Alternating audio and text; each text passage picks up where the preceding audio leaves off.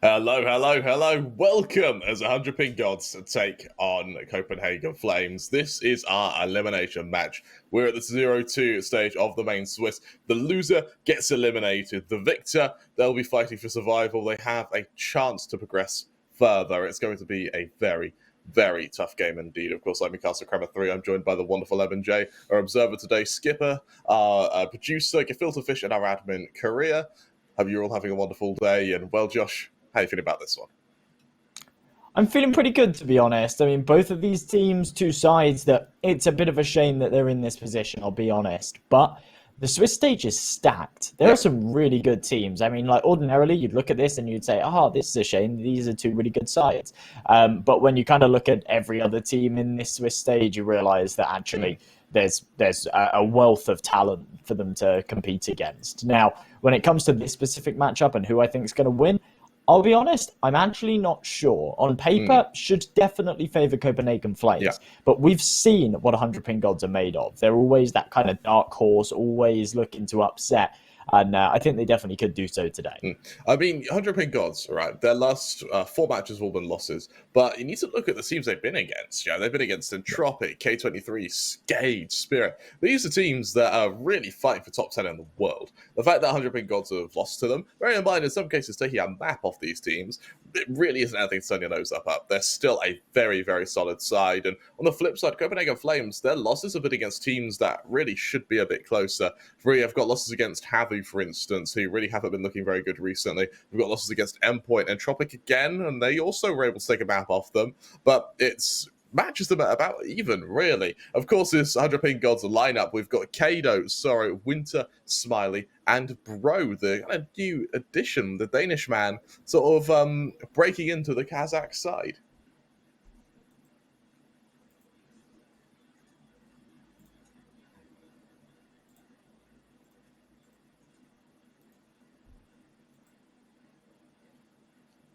Well, I think we may have had some technical issues from Josh there, but of course, 100PingGods, a really, really strong side. And of course, we move into their opponents of Copenhagen Flames with Roy, Zyphon, Hooksy, Jabby, and Nikados. A very, very solid side. And honestly, I'm looking forward to seeing what this side can actually do with the wieldment of Zyphon, a player who is really looking very damn strong at the moment. They have got the talent and they have the ability to absolutely upset. I say upset here. I mean, the reality is they're about equal, but it's Zyphon and Nikados who are the two outstanding players who you need to watch out for. Once Nikados has that AWP online, he can prove to be unstoppable. Zyphon, on the flip side, he has this kind of support lurking hybrid playstyle. That means that every time that entry of Hooksy dies, he is instantly there with a 2-3k in response, and he's just such a vital part of the Danish roster and keeping man advantages when fighting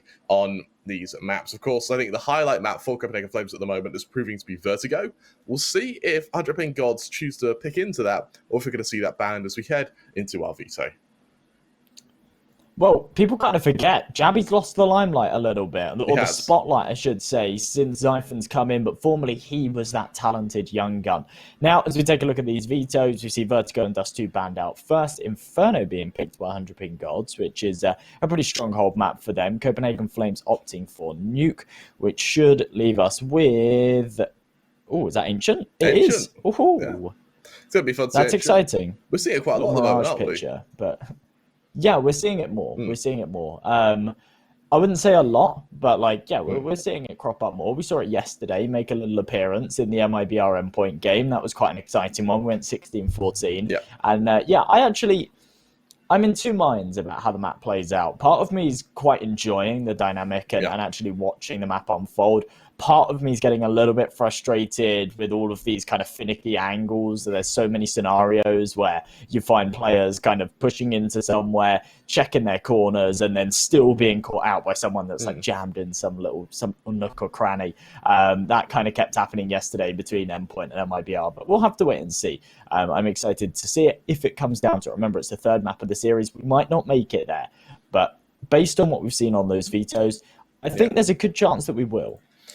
Yeah, I mean, we've got Inferno, a kind of stronghold map for Copenhagen Flames, and the fact that 100PingGods are picked into it is interesting because They absolutely play it way more than the Flames do. The Flames, they play it to a higher win rate. So there is no real split here, and I reckon this probably, if map 1 is one-sided, it does go 2-0 Copenhagen Flames. I think if 100PG want any chance of winning this series, it needs to be in 3 bites.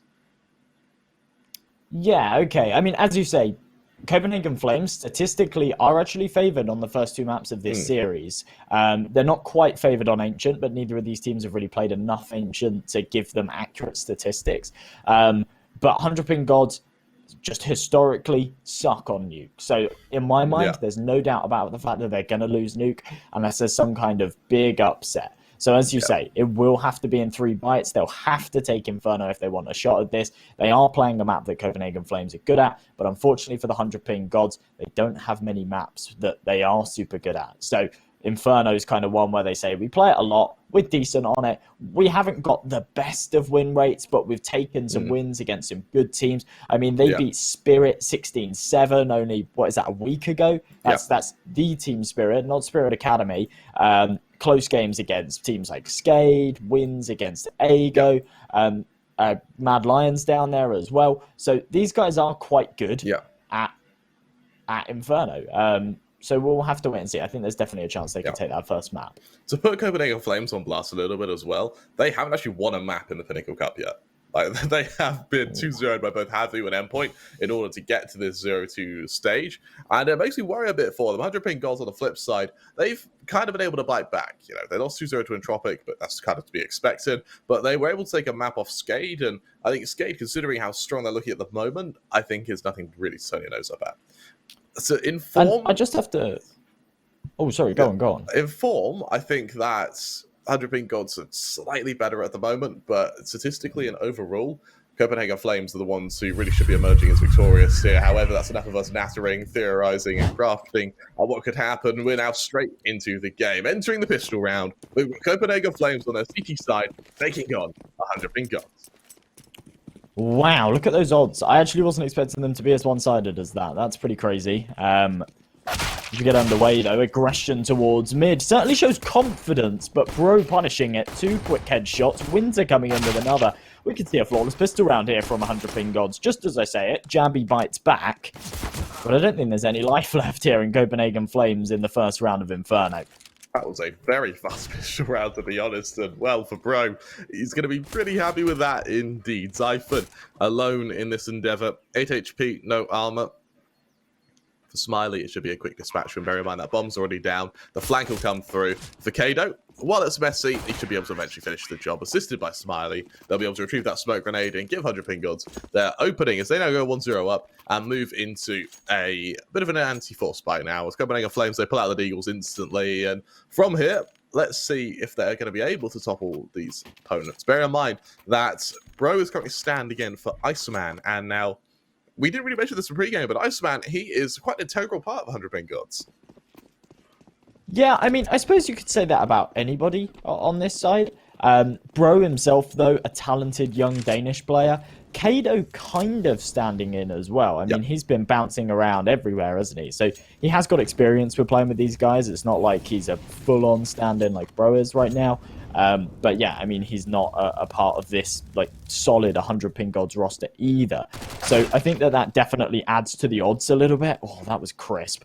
But yeah, I think that definitely shifts the odds a little bit when we see it super one-sided in Copenhagen Flames' favour.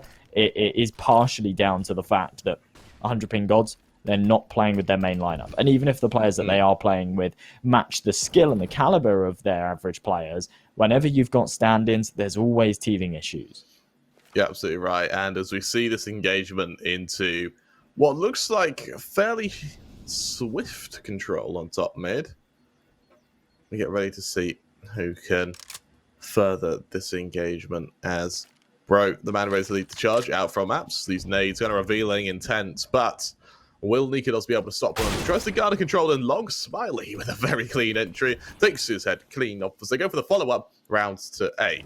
As they do so, Jabby, he's going to have to be the man to take the engagement onto Smiley. Caught out instantly by Smiley. He's really starting to deliver now. Can Roy get the same success? No, he can't. Smiley single-handedly opening up this site, meaning that for the remaining members, that being just Huxi and Zyphon, A retake is, well, so tall order, with Smiley continuing to wreak havoc on that defense. He's now able to get the ace. A wonderful round by him there, and what a way for 100PingGods to deliver.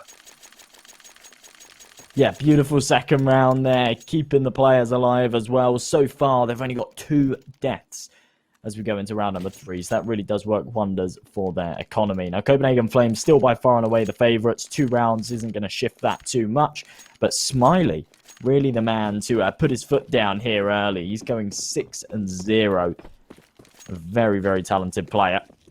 Copenhagen Flames drop down to the full eco. USPs on every man. No investment besides that grenade on Roy J. Roedge. I always say his name wrong. Roy. Roy? Is it just Roy? It's just Roy. See, I always want to call him Roy, but I always thought that it was pronounced in some weird name. Well, I mean, considering the spelling, to us Englishmen, Roy is the weird way to say it. I suppose, but... Yeah. Well, there you Smiley go. is having an insane game at the moment as well, isn't he? 8-1. Yeah, I mean, they're eco-frags, right? They're eco-frags, yeah. So don't get too excited. But yeah, I mean, he is having a really good game so far. You're absolutely right. Of course, as the Trusty banner appears on your screen, we get, for at least our first time today, we get to talk about Trusty, because, of course, Trusty, the wonderful people who have made this whole thing possible. When speed's the name of the game, don't let your playing experience be disrupted by slow payments, so you can choose Trusty to make payments flow quickly from account to account, with no cards, app download, or registration. You can actually make payments with Trusty at pinnacle.com/odds. Hey, you see how it ties in? Where you'll find the latest in-play offerings for Copenhagen Flames against 100PingGods. Remember, though, that sports should always be fun, so only play with what you can afford, and to keep safe, our full terms and conditions do apply. Okay, though. Working his way through the apartments. Flash comes in. Roy fully blinded. They're still maintaining this crossfire. Even with the smoke in the way, they're maintaining this crossfire. They're playing a dangerous game, spamming through it. But for now, still in a solid position. Minute 15 on this clock. 100PingGods yet to make a move. It looks like they're actually going to regroup and head potentially back over towards B. We'll wait and see. Let's see what the side can now do as we get ready for a follow-up. Smiley. Let me join the rest of the team as they stack up outside this A and a mid position. Kado. Ready to peek out through Boiler. Hasn't quite followed up just yet, though. Instead, for Jabby atop apps now. It's going to be ready for the initial engagement as the players go up from short. As they do so, Smiley is going around this corner. As Kado gets ready to speak into Roy. That molly goes down, giving them a bit of an opening. As Hooksy, there's the revelation on B. Now, Hooksy getting that kill actually reveals to Copenhagen Flames that 100PingGods are entirely hitting this A site. With Smiley falling to Nikados in long, that allows Kado to hit the site. With the site secure now, bro, he's going to hard clip it where he can. Nikados, he can't risk the fight, though. Instead, Jabby joining his teammates as Nikados good for the first member. Sorry there to trade, but with Nikados continuing a rampage, he's good for another. Before Bro's dispatchment of him allows Zyphon, as mentioned in the pre-game, to trade and give Copenhagen Flames their first round as the Danish side are able to wield a few AKs going into their next round. Until this round, he'd had absolutely zero impact, but as soon as Nikados wakes up, he kind of unleashed the beast. He finds himself 3 kills. He's not going to be able to afford an AWP in this round, but when he does, that's when you need to be fearful. Puts himself from the bottom of the scoreboard right to the top. It's Copenhagen Flames, as you say, they put their first round on the board. Now, my fear right now for them is the fact that 100PingGods were on a bit of a bonus round there. They've still got plenty of money to go for a full investment. We see 4 AKs, we see that AWP on Smiley. Not only had they won 3 rounds on the trot, but they'd won 3 rounds with very few casualties. So it does give them that extra bank. For Copenhagen Flames, it's a buy, but it's actually not as strong. We see a FAMAS on Hooksy, no AWP on Nikados. There are certainly holes in this. Jabby hasn't committed anywhere just yet, though, with this engagement. Still dead, just sitting outside apps.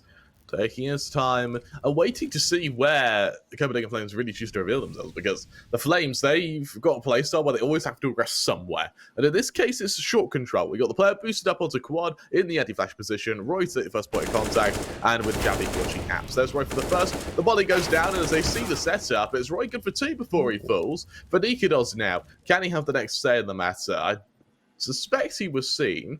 Kado, I think he's waiting for the third member now. As he swings out, never mind. Nikados goes to the trigger discipline, shuts down Kado, falls into the 4-on-2. Hooksy going into Banana, though, is going to fall to Winter. He was good for 1 before Cypher, but once again there to trade, leaving Sorrow to be dispatched by Nikados, giving the Flames their second, and giving 100PingGods an investment to ponder over in what could potentially be just pistols and armor.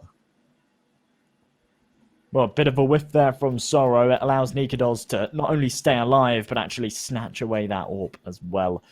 Now he's happy. Look at him. Sniper in hand, cash behind him, 5 kills to his name. Smiley, who was going 8-0, now sits 8-3, so certainly not putting in that crazy impact that he was in those opening rounds.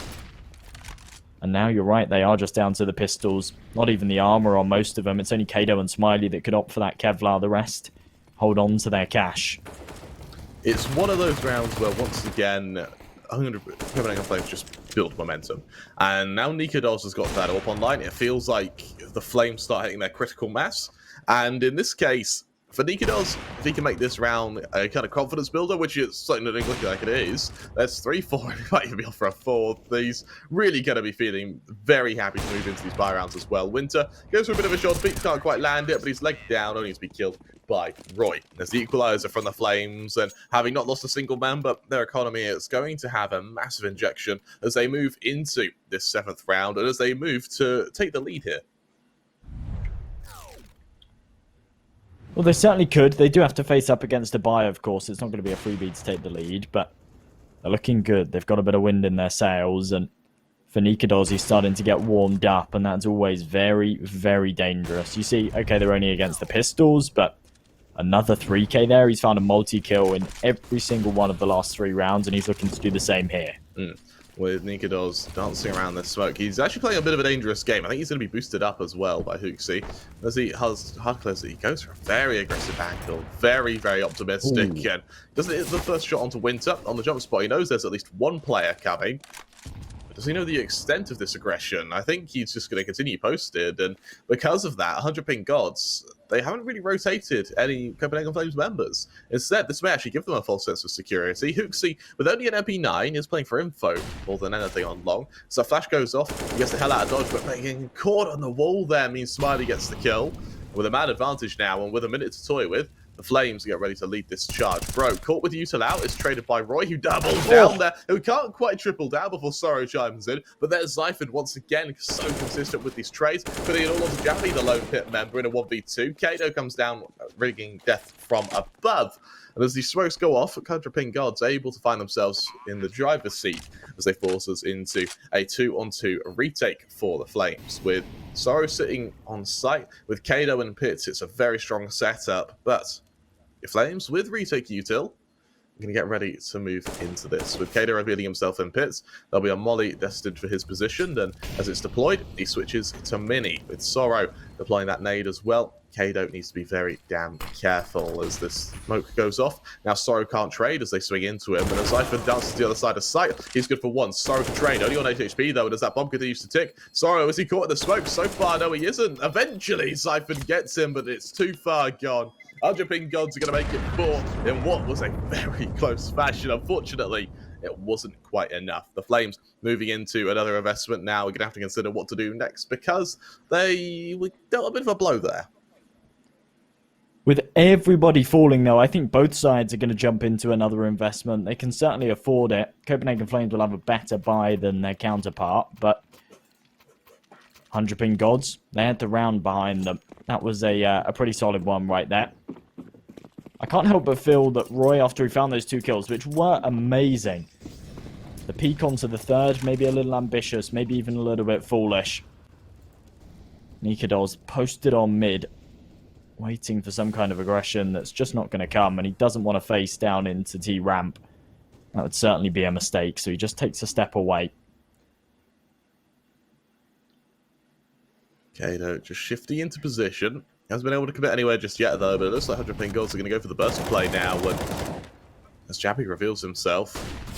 There's that flash perfectly timed by Smiley there. Jabby falls, Winter's Deagles, good for one, he almost good for two. Smiley there to clean up, means that the Flames, having lost a position they really shouldn't have there. Copenhagen Flames with their save now for the remaining two members. And 100PingGods only losing one member on a site take with only pistols. That is really, that's a massive misplay, actually. And because of that, 100PingGods now going to go a 5-3 up. Let's see what can be done into this trade and into what will be Copenhagen Flames, I guess, force around these rifles going into round 8. But it'll be a tall order for them. And honestly, for 100PingGods, they're going to be very, very happy with this. And there's these mistakes being made that almost feel like kind of overconfidence mistakes on the basis of, for example, Jabby's spam in that smoke, right? That's not just like a fun everyday spam that you go for. You go for that spam if you're like certain that there's somebody there. And by spamming away into it, it just means that he's dead. That's it. As soon as 100PingGods go for their execution, the flashes come out and he's just stuck. Yeah, he's left in just like an impossible scenario to fight. There's no opportunity for Roy to support him from short either. He has his own fights to take, and as soon as he's overwhelmed, that's it. He hasn't got a supporting player there either. And from that point, Copenhagen Flames kind of just crumble. They go for another buy here off the back of the two rifles that they've saved, but it's weak. It's very weak. That it is, with Smiley holding the angle. You're ready to see this follow up, and with a slow start, Smiley almost inviting Zyphon to deploy that molly early. With the info plate, Hooksy sees the first member. That molly, it goes down. It keeps them back, at least for now, as we get ready for the follow-up. Roy onto Kado over in Apps means that the only other rifle at the Flames' disposal reveals itself. And as Roy, rather than backing off, continues to hold a very forwarded angle in mid. Means that for the most part, the side going to have to await the engagement. Smiley deploys a bit of util in mid as he smokes land on long. Still with a minute to toy with. 100 PG. Allow that engagement to come through. Smiley, beautiful opening onto Roy there. He just misaligns himself with the pillar. As we get ready for this follow-up, NiKaDoz sitting on balcony. He's got Jabby to join him as these smokes go off. The flash goes down as well. And for 100PingGods, with only 25 seconds left, they turn their attention to B. Zyphon, the young star, the young gun, is going to have to try and hold this site single-handedly. That nade, it gets deployed, it lands relatively well. The spam doesn't, though, with no kill. Through the smoke, Sora continues to take damage. It's Hooksy to deliver, though, as Winter's taken down. And now with the bomb being threatened to go down, low HP on Sorrow makes this a very tough endeavor for the 100PingGods defense. Bear in mind that only one player's been able to get to Banana, and bear in mind that there's aggressive util over on NiKaDoz to wield. That first kill from Smiley, though, should delay the attack, but it won't stop it. Instead, they're going to be able to pick up those kits, recycle that position as they get ready to follow up. NiKaDoz ready to swing into the first member. Bro, he's seen in the process. They're Smiley for one, Sorrow and Bro all chime in there. And with 100PingGods, an ironclad defense as they go 6-3 up. That first kill on the site from Smiley is absolutely huge. It was the closest man for the retake, and by killing him, it slowed it down massively, added way more time pressure, and meant that those remaining 3 CTs had to try and sort of up the tempo a bit, getting quicker, caused them to funnel into their deaths. 6-3, only the pistols to work with here for Copenhagen Flames. They do have a little bit of a loss bonus starting to accumulate, but they want to save the cash. They want to go for that full investment in the next. So, to avoid any contingencies, they just drop down to the pistols. No Kevlar, no utility. This should be a clean and easy round here for 100PingGods. Oh. It's a really nice nade stack, though, to open it up, and that is really going to feed them a lot of momentum. We see Winter now getting ready to push up Banana. Hooksy, CZ in hand, is going to try and follow it up. Winter be able to stop them, though. Zyphon on the shoulder peak. Seen in the process. Is Hooksy seen by Winter, though? Oh, he is. A very clean kill there. Zyphon tries to follow it up as he peeks to Smiley, but instead Winter will double down. That'll be the B site opening, and for Nikodos and Jabby, with nothing on them. There's no armor, util, weapons. They have to go for it. I mean, they might be able to retrieve, I guess, a deagle to make their lives easier. There was that dropped weapon over on... Actually, there wasn't even a dropped weapon on anyone from 100PingGods. This is a tough round to the absolute core. So as we get ready for a follow-up, let's see what 100PingGods can do with a 7-3 lead. Now, remember, in order for a half to be winnable, they do need to have about 4 or 5 rounds, at least on the CT side. So for Copenhagen Flames, let's see what they can do. Let's see if they're able to shut them down, and in the process, Nikodos, I mean, a single kill with the P250 helps. Gives them a little bit of cash to work with, but it won't be the make or break for getting an orb, as they've already got the loss bonus, he's getting it anyway. And in this case, there's 100PingGods going 7-3 up. Really, really strong position to be in, and as we get ready for a follow-up from this side of the Flames, if this buy falters, we're going to see the same rhythm that 100PingGods have been keeping now, which is they win the buy round, down to the force, win that, down to the eco, then the only round they have to worry about is in 3 rounds' time. Now, this same cycle is about to happen here if the Flames can't win, as 100PingGods having started to build a fair bit of momentum. We see Winter able to solo peak B without any util. It's the kind of momentum that they've got here. It's more confidence, if anything, and as the mollies land on top B, it reveals to the Flames that 100PingGods don't want to forego banana control, at least just yet. And smoke's being thrown onto Moto just to try and delay any peak. It should give Bro a chance to, or at least prepare himself to leave boiler. Smiley in mid, caught out by Nikodos. No follow-up yet, though. It's Zyphon over in B to double down with a kill onto Winter. 5 on 3. 100PingGods maybe stagnating a bit here as they prepare for a follow-up. Kado, can he hold position? Peeking out. He knows that Jabby, he really predicts Jabby on this angle, and it's a very bold read from him. One that is going to prove successful if he continues to pre-aim it, but as he shifts out, he doesn't see him, he doesn't continue that aggression, and as he's seen by the long player, that makes his life even harder. As smoke goes down, both smokes go down actually, and while he won't be able to get out, it gives Jabby all the more momentum and all the more reason to hold from top balk. As 100PingGods get ready for this follow-up, they sit in position and they prepare to take the engagement. Well, Jabby knows that he doesn't need to move a muscle here. They've got the advantage. That is lightning fast from Bro, though. But he's not expecting the flank. Hooks is able to finish things off. And, well, that's fantastic. Really, really smart stuff. Smiley's actually currently sitting 14-6, something that I didn't realise. And, of course, as we see that Trust Leap banner pop up, remember, Trustly, it's an easier way to pay for things. You don't need any sign-ups, you don't need any card or anything like that. It's just really, really simple, and they're a great system to use as an alternative to things like PayPal. So if you want to check out pinnacle.com/odds, you want to place your bets there, then it's worth doing so with Trustly. Remember, terms and conditions apply, and don't bet what you can't afford. Nikodos peeking into Banana. Ooh, can't quite connect, but he's taking damage from the molly, but he's still staying around, and maybe that secondary peek was a little much, but either way, he goes 1 for 1.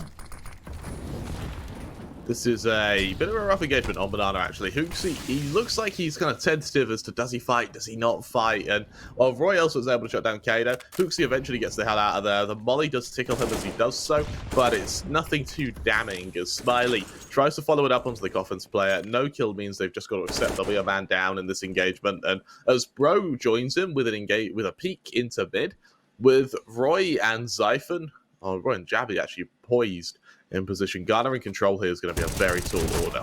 Bro falling, Smiley's able to trade, but not before Jabby swings in to sting that crossfire, giving Winter a 1v3, and while he'll be able to get to mid, while he'll be able to get that bomb, he won't be able to get a quick sight take unless he's able to kill Jabby in what would be a laser-like fashion, but as the flank comes into mid as well, it should be a quick kill for Hooksy. Hooksy, I think every single one of Hooksy's kills have been on the flank, but it shows that there's a weakness in 100PingGods that he's exploiting quite well. Yeah, obviously so. I mean, 100PingGods, every time they go for a bit of pressure towards the A site, they leave that B flank completely open. There's loads and loads of opportunity for someone to just push down Banana, get that flank going. Now, are 100PingGods at a bit of a boot camp here? That was hard It to looked see, like a wasn't couple it? of them were, yeah. I wouldn't surprise. 100 Ping Gods, they've been at boot camp for ages. I assume they must have a team house, right? That's what I'm thinking. Possibly, yeah. It could be a team house. Yeah, in fact, it kind of has to be a team house. There's no way you just hire a boot camp place for like months. Yeah, 'cause they've been in a boot camp for like, what, 6 months now? Yeah, something like that. It makes sense. The timings of their boot camp only come in when we're casting. And we're just like really badly timing by it, which would be impressive, but I'm going to believe they have a team house. I think that would make a fair bit of sense. And If that's the case as well, it makes sense Yeah. as to why they've improved so much. it would, wouldn't it? And it kind of shows how strong boot camps can be, as they go for banana control, straight hit into B. Nikodos deploys that util just to try and buy a bit of time for his teammates, but for Hooksy, having been seen actually on new box with only 20 HP or so, he has to hide on pillar through the smoke. A bullet will find him. The Sorrow kills him. Nikodos, he'll consider cancelling the plant. Not quite able to do so, though. Means that as he gets out of there, Bro's able to kill him, leaving 100 ping gods in the 4-on-2, giving themselves an 8th round, giving themselves a victory in the first half. Question now becomes, to what extent? Copenhagen Flames will have a buy in the next. Yeah. Saving these 2 rifles, of course, you still get lost money on that CT side, regardless of what happens. So they'll carry across those 2 rifles and have cash behind it. For Zyph and Hooksy and Nikodos, they'll have enough to go for a buy up too. 100 ping gods, though, as you say, they're on 8 rounds, and this is kind of a turning point. Either 100 ping gods continue this kind of pressure and we go maybe 10-5, or Copenhagen Flames bounce it back and we end up with a close half. Who do you think takes this? Having seen this so far, Josh.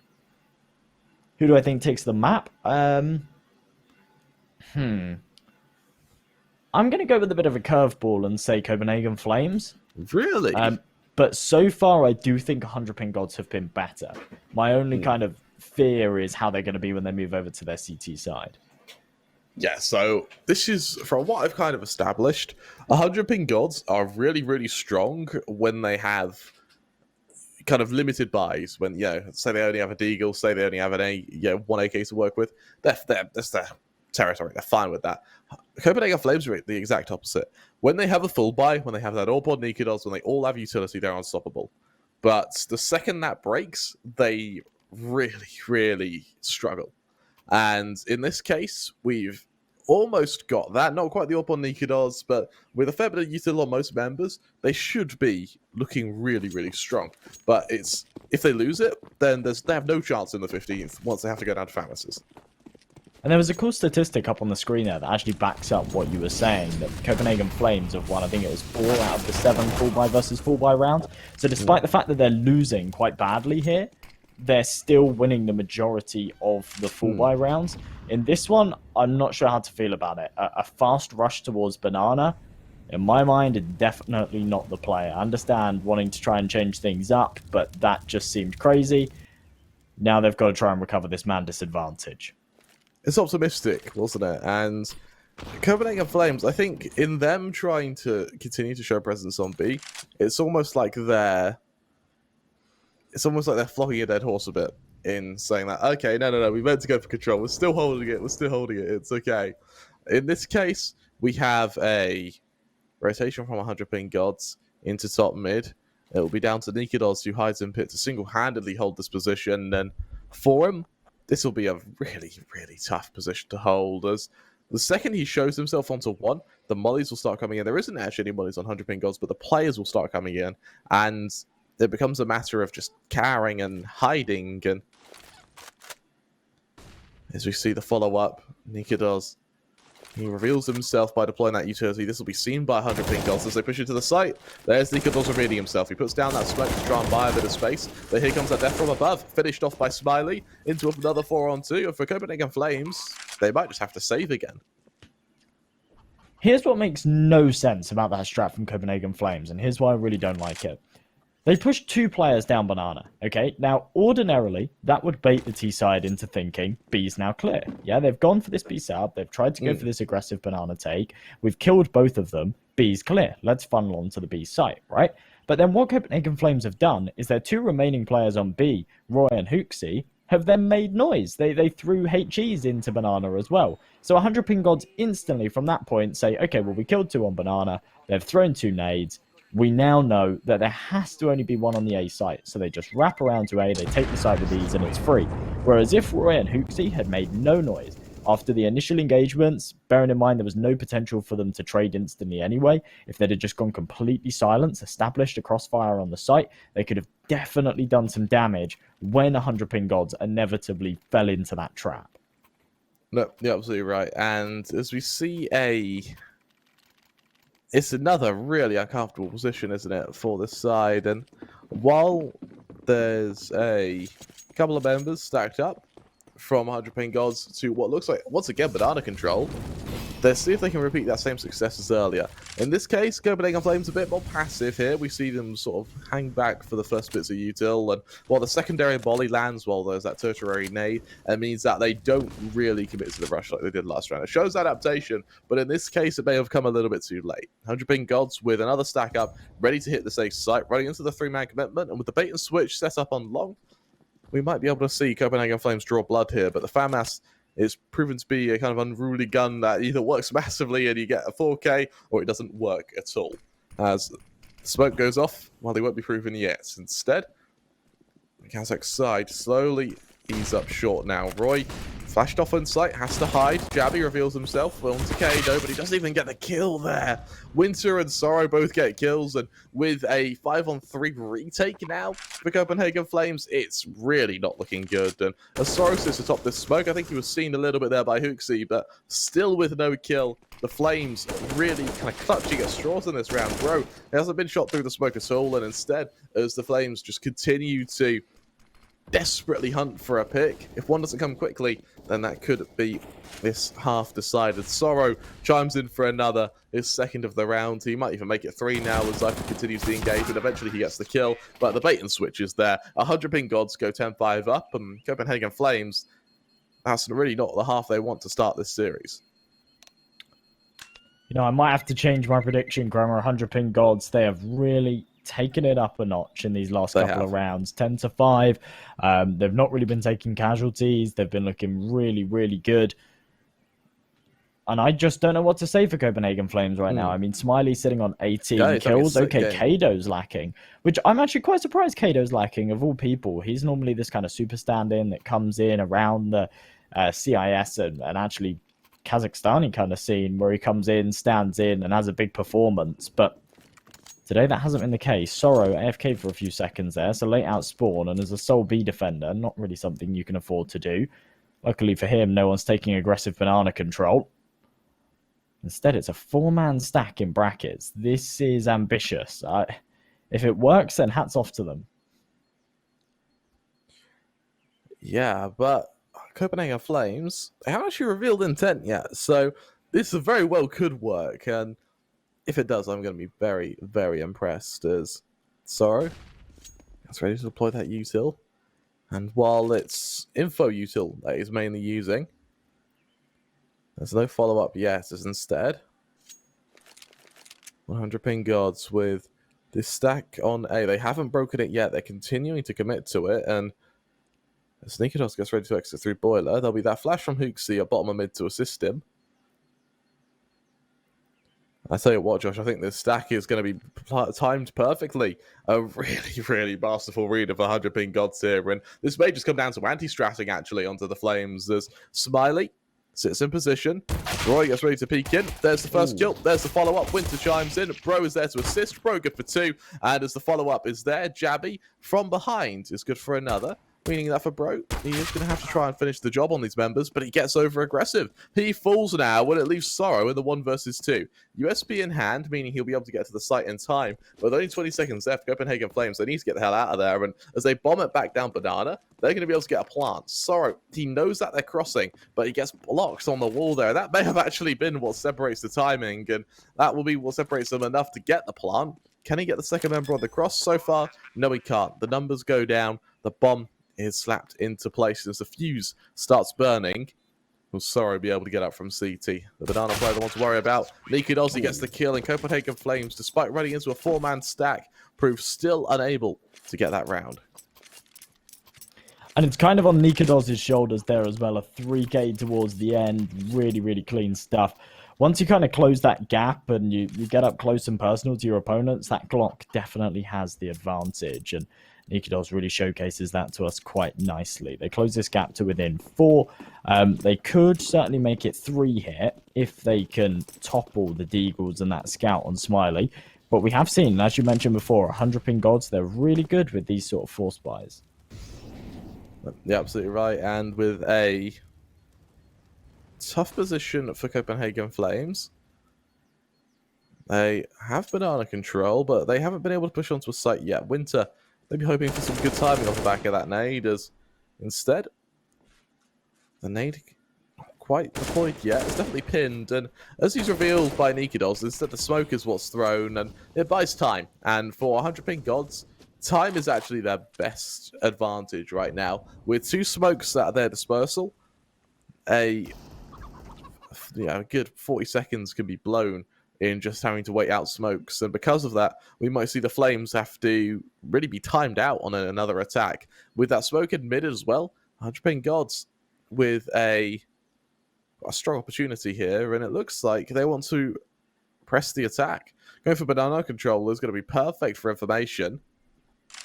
Leaving it all down to the Flames, who have to hit A before the rotation joins them. And as Kado and Bro are now acutely aware that the push is coming, Kado ready to deploy this smoke to have a bit of timing. As he peeks to the other side of it, Roy gets ready to peek into him. Nikodolski does the same. There's the first bit of damage. Zyphon trades in mid, though. Sorry gets the kill. But Kado doubles down now. Man advantage for 100PingGods. And as Nikodolski falls as well. Now Kado starting to go huge as Jamie tries to get out of apps. But he's left alone. It's into a 1v4 for him. But with 10 seconds left, he just gets that AK. And he gets the hell out of there. A wonderful round by 100PingGods. And what a way to shut down the Danes. That's such a beautiful play from Kado. He only gets 2 kills, but it's just incredible. Really smart stuff. To deploy that smoke leaves a perfect gap in it. Copenhagen Flames just seem confused. They continue to funnel in thinking, where is this guy? He has to be playing bicycle or something, and he's just not. Really smart. Look at this. So much damage dealt. As you mentioned, so much damage indeed, and for now, there is a follow-up that can be planned from them. If we see a bit of a take from them. Copenhagen Flames, I like the fact they take a timeout. It shows that they're a bit shaken and they realise that actually this game is starting to slip away. At 11-6, we look at the series comparison, and Copenhagen Flames, they had a suicide. Have they? I don't know where that one's from. Oh, yeah, neither do I. Well, that'll be interesting to see. For actually, that must have been in the pre-game, right? Yeah, I'm thinking that's just carried over. Maybe that's counting warm-up or something, but then surely the stats don't count warm-up. They can't. We must have just not seen it. Well, we should have, though. Yeah, fair enough. Winter. Unless it counts people dying to the bomb, but that would make sense. If they plot... Yeah, so if you plotted the bomb and died, then it counts as a suicide. Okay. That makes a lot of sense. Yeah. So, because I can think of one time that's happened. Yeah, Winter, as he sits 5 first oranges, he's good for 1 before Jabby trades, but once again, for only a Mac 10, he had the weakest investment here, and it's done the most damage. That bomb will be attempted to be planted on default, but as the nades get ready to land on his position, he's hit down to 60 HP instantly. Over in Ruins, there's Jabby for 1. Sorry to trade. Roy unable to retrieve the weapon as well. Means that in this 3-on-3, Sorrow goes for the rotation. Kado, what can he do in CT as he tries to hold for these members? Zyphon, as he sits in pits, we get ready for this follow-up. That Mac 10 in hand. There's a swing from the Deagle. It's Kado and Sorrow to chime in, and it's just a slaughter. 100PingGods. Each member there pulls his weight in the retake, and as the bomb gets defused, we're going to see a 12-6 lead, and for the Kazakh side, that is a absolute best-case scenario for them. Yeah, really fantastic stuff there. Kado and Sorrow picking up a couple there. Kado, it's almost like he's heard me in these last few rounds. He's almost doubled it. In fact, yeah, he has more than doubled his frag count. He's sitting on 7 now, previously on 3 kills at half time. So yeah, putting up a really, really solid performance. And I just love that. As soon as they as soon as they kind of pounce in on that site, it's the big guns versus the small guns, and they just win all their fights. Now only up against the Eco. Copenhagen Flames have got some money behind them, so we will see a buy in the next. But my goodness, despite the fact it's against an Eco, that's a beautiful shot from Smiley. Absolutely right. It's a nice opening for them. As we see the follow-up. Nikidos rotating into apps. As he does so, Roy, Deagle in hand, swings out. Bro gets the kill, and Roy, he did that on his own endeavors, so he doesn't have any way to... Well, he doesn't have any teammate to follow that up. But we look at Copenhagen Flames, he's died top mid. The rest of them are still in T-spawn. And as they reveal themselves to be, Sorrow knows they're coming. He has a smoke ready, and unless we see some very strong P250 plays, it's still a almost impossible circumstance for this side. And as Smiley and Sorrow just feed it up, Copenhagen Flames with a 13-6 differential now, really in a lot of trouble. Well, they managed to do 98 damage, but we both know, Chroma, that's just not enough. And Copenhagen Flames are going to call a quick timeout, which gives us a chance to talk about our partners. Do you want to do the honors, Chroma? Of course I can. Trustfully, wonderful people. Of course, when speed is the name of the game, don't let your playing experience be disrupted by slow payments. You can choose Trusty to make payments flow quickly from account to account with no cards, app download, or registration. And here's the thing, Josh. It also ties into the Pinnacle Cup because you can use Trusty at pinnacle.com/odds, where you'll find the latest in-play offerings for Copenhagen Flames versus 100PingGods. Always remember, though, that sports should be fun, so only play with what you can afford, and to keep you safe, our full terms and conditions will apply. Trusty, I've started using them a bit recently, Josh, and they are frighteningly easy to use. Yeah, you mentioned yesterday. Yeah. I'm going to start using it myself, to be honest. I think it looks like a really, really good concept. 100PingGods have won 2 out of 2 full buy versus force buy rounds. Okay, that's kind of to be expected. I suppose that's nothing too crazy. If it was the other way around, that would be really cool. But finally, we see a bit of aggression here from the CT side. Bro saying, right, we know that we're against the big guns. We're not going to sit super passive anymore. We're actually going to push in, try and get some information, find that opening kill, then rotate around to this B site. And it seems like they've read the situation perfectly once again. Smiley scopes in on the angle. You can't follow it up just yet, though. Instead, as the engagement comes through, the Flames hide in position. They await the follow-up, and as Smiley gets the first kill, Nuke taken down. That molly does go off, though, onto short to give a bit of a delay onto the Flames' attack, but once again, it looks like 100PingGods right now are literally just outclassing Copenhagen Flames. Everything they seem to attempt, in this case, long control, there's already players expecting it. We've already got Winter in pit. Sure, it'll be mollied out of position, but the molly, it fails. Smiley for another. The swing means the fumes can't be seen by Winter. He's good for the remaining 2. 100PingGods now go 14-6 up, and when you're at the stage where you're missing utility, Josh, it's almost inexcusable, isn't it? Yeah, absolutely is. Smiley sitting on 22 kills right now. That was another flawless round, Crummer, and that was against a full buy. That should kind of never be happening in Counter-Strike, despite the caliber disparity, despite whose map it is. You should not be allowing your opponents to have flawless rounds when you're on a full investment, especially not when you're the favorites. Copenhagen Flames looking really weak right now. Now, of course, it's not their map pick, but it is one of their better maps in the pool. My thing that I think is a bit of a shame here for 100PingGods is that they have to play Nuke next. Oh, again, Smiley is just on it. He is really on it today. But yeah, they have to play Nuke next, which is going to be a real stretch for them. You're absolutely right. Here's the thing, though. I reckon if they're able to make this as one-sided as it's looking, I think Nuke's actually not really out of the question here. Kado, he executes Xiphon there, and as he heads down mid, he knows full well that Hooksy is just going to be. He deploys that flash, but look at the flank of Kado. He swings in. He's caught out as he makes noise there. That's a mistake. Copenhagen Flames punish it, meaning the A site is going to be open for them. Sorrow now in a 1v2 retake. Bearing in mind that Jabby with this AWP is already going to be posted at a really strong angle. Except for Sorrow, he has a kit. He has a bit of util to help him here. but as he goes up short, he'll be running straight into a crossfire, which is almost impossible to break here. It's a huge mistake from Kado. There's really no need for him to make a step and pull out his knife there. I understand the urgency on it, but there was always a chance that there could be a backtrack. He just needed to shift a couple more steps, keep that weapon out. It would have been his for the taking. Sorrow. Oh, has he spotted the head? Yes, he has. That's free. Now he knows that the last man's in pit. He has been tagged up, but he's against an AWP. He can pull his pistol out and take the fight. The Desert Eagle, deadly at this range, and it's deadly in the hands of this man. Closes the gap, wants to take the fight to his opponent, and Jabby does the same. The Deagle fights allow Copenhagen Flames to prevail and put their 7th on the board, but it was incredibly close. Realistically, though, that's not a round that 100PingGods should be losing.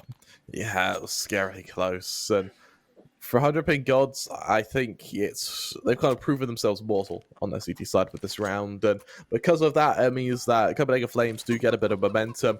They are still 7 rounds down, which I think in this case is too far, but at least they can try and mitigate the damage that they take on this map, and at least they can try and mitigate the momentum that 100PingGods are going to take as they continue. For Sorrow, over on B, it looks like he's going to be flashing Winter into a peak here, and as that flash goes off, here's that swing. Not on the other side of the smoke, though. It was very inviting, actually, from 100PingGods. As Huxi gets the first, Zyphon doubles down there, and that was a massive misplay from 100PingGods to swing into members like that. Smiley with the AWP will be there just a bit too late. That nade will go off onto these members, so Zyphon takes a lot of damage off the back of it, but it won't be enough to kill. Instead, 100PingGods, they back off, and with that, we'll see a quick save from them as Copenhagen Flames make it 8. Yeah, hard save call there. As soon as Kado loses his life in deep apps as well, they know that the A site's not necessarily safe. So they have to kind of linger between library and that CT spawn. Smiley, hoping to maybe catch someone out that's getting a little bit cheeky, a little bit aggressive. Maybe someone that's looking to hunt. He might be gifted one.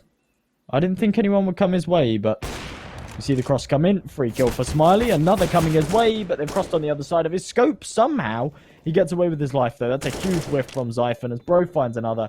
Zyphon finally finishes him off. Bro should be able to trade here. Instead, Zyphon shows us that whilst he has a little bit of a shaky one there, missing a couple of shots, he is still crisp as ever. 100PingGods unable to save means that we have a weird economic situation at hand. There's enough money to go for this double AWP setup, but on the teammates, there's not really enough to go for a buy. Winter could definitely buy a rifle here, but for Kado and Smiley, it will just be the pistols. And Smiley, the primary AWPer, is the only man without an AWP right now. I imagine he'll be grabbing one off a Sorrow or a Bro, depending on if they fall. I think he is.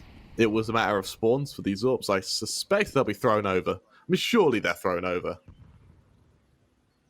I don't know. I don't even know if it was spawn. It was just these two guys could afford them. Yeah, well, way, Sorrow's making it work, though, so fair enough. Yeah, nice opening. We see Bro on a super aggressive angle there towards the A apartments as well. Jabby, that's actually incredible. Kado has been able to retrieve that sniper, so we will just fall away, deploy an incendiary and get the hell out of there. And as we start to sort of reset a little bit in this 4-on-4, the only real issue here for Copenhagen Flames is Smiley's Deagle, so not too much of a problem. Ooh. As we get ready for this follow-up.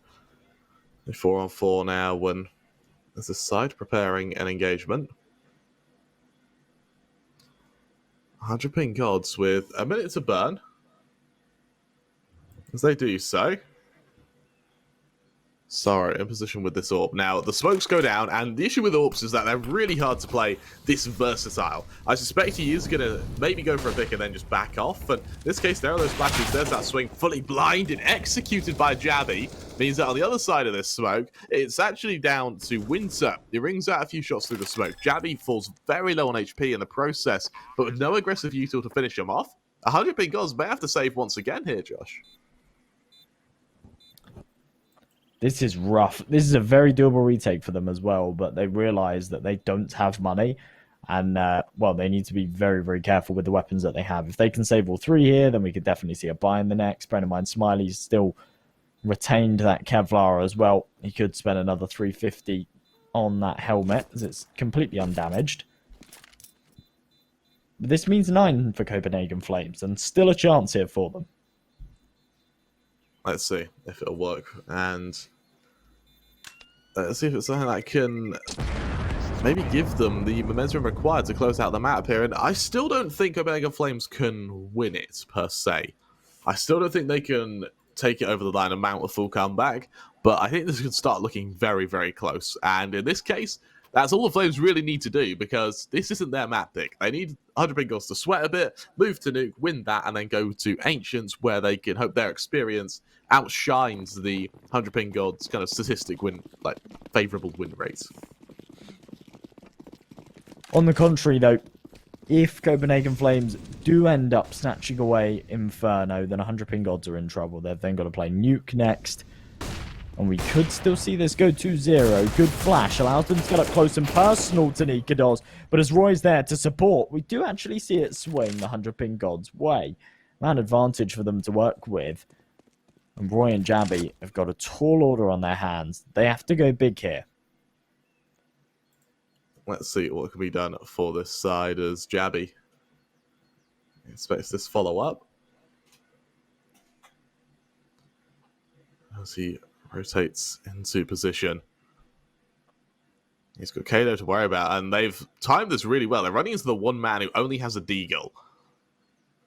As Jabby gets ready for the swing. There's the peak. He loses the first head, and for Kato, the damage may have already been done. Roy, while he has enough util for this retake, will he be able to deploy it? Really, he is. That first smoke goes down. He swings out. Smiley taken down now. 1v1 with Winter, a man who doesn't have the util required to kill him. He instead has only util to make his life a bit easier in this clutch. As Roy swings out from lower, he sees him. Damage done. No kill yet, though. That nade goes off, though, and it's close, but still no cigar. Yeah, Winter swings out. Roy wins it. The 1v3 is taken by the young Dane, and just like that, 100PingGods sent straight back to the drawing board, and around they absolutely should have been winning. At first there, it comes down to timing. Then after he's fired off the shot, it all comes down to his positioning, and his positioning's just fantastic. Roy taking 2 off angles to finish off that final man. His headshots before that were crisp. Really, really incredible stuff. I'm very, very impressed with him right there. 100PingGods, that realistically should have been their round for the taking. And they play it very disjointed. A 1-on-3, it can be very tempting to take the fights one by one and just mark it as unlosable. It's very losable when you're against a man like Roy.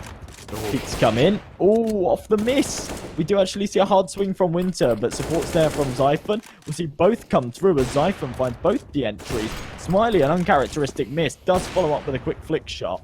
And we go into a 3-on-3. Both Orpers there having a bit of a mare from Nikados and Smiley. That bomb goes down. Smiley, because of the molly, only had one chance to stop it. Unable to do so, though, means that as this nade lands by Bro, will he be flashed through at the endeavors of Kato? Yes, he will. There's that first flash. There's a swing, but Nikados already ready for the first member. Scopes in, doubles down. All onto Smiley now, and Smiley falls as well. Nikados, as mentioned before, once Copenhagen Flames have their weapons, they are insane. Let's see if they can actually catch up to 100PingGods now. More importantly, let's see if they can maybe even steal a map they had no business in winning. I just wonder right there for Nikados. On our screens, Smiley did not peek before that smoke bloomed. So is that just like a random pop shot? Is that a read? Or did he see him just before that smoke bloomed? I really don't know. But this guy's just insane. If a peek comes through, he'll be able to hit this shot in mid more than likely. Smiley creeping his way up instead, hoping to try and take control in second mid. The flash from Nikados is perfect. And Zyphon once again allowed those entries.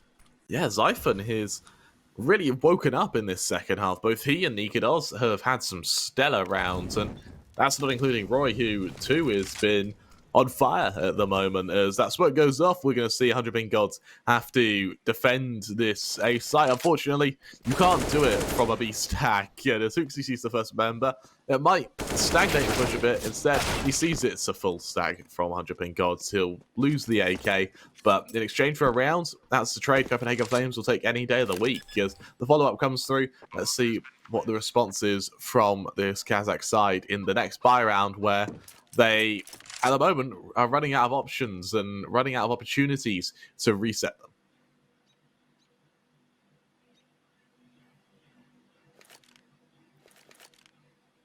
Well, Sorrow hoping to maybe do a little bit of damage here, but realistically,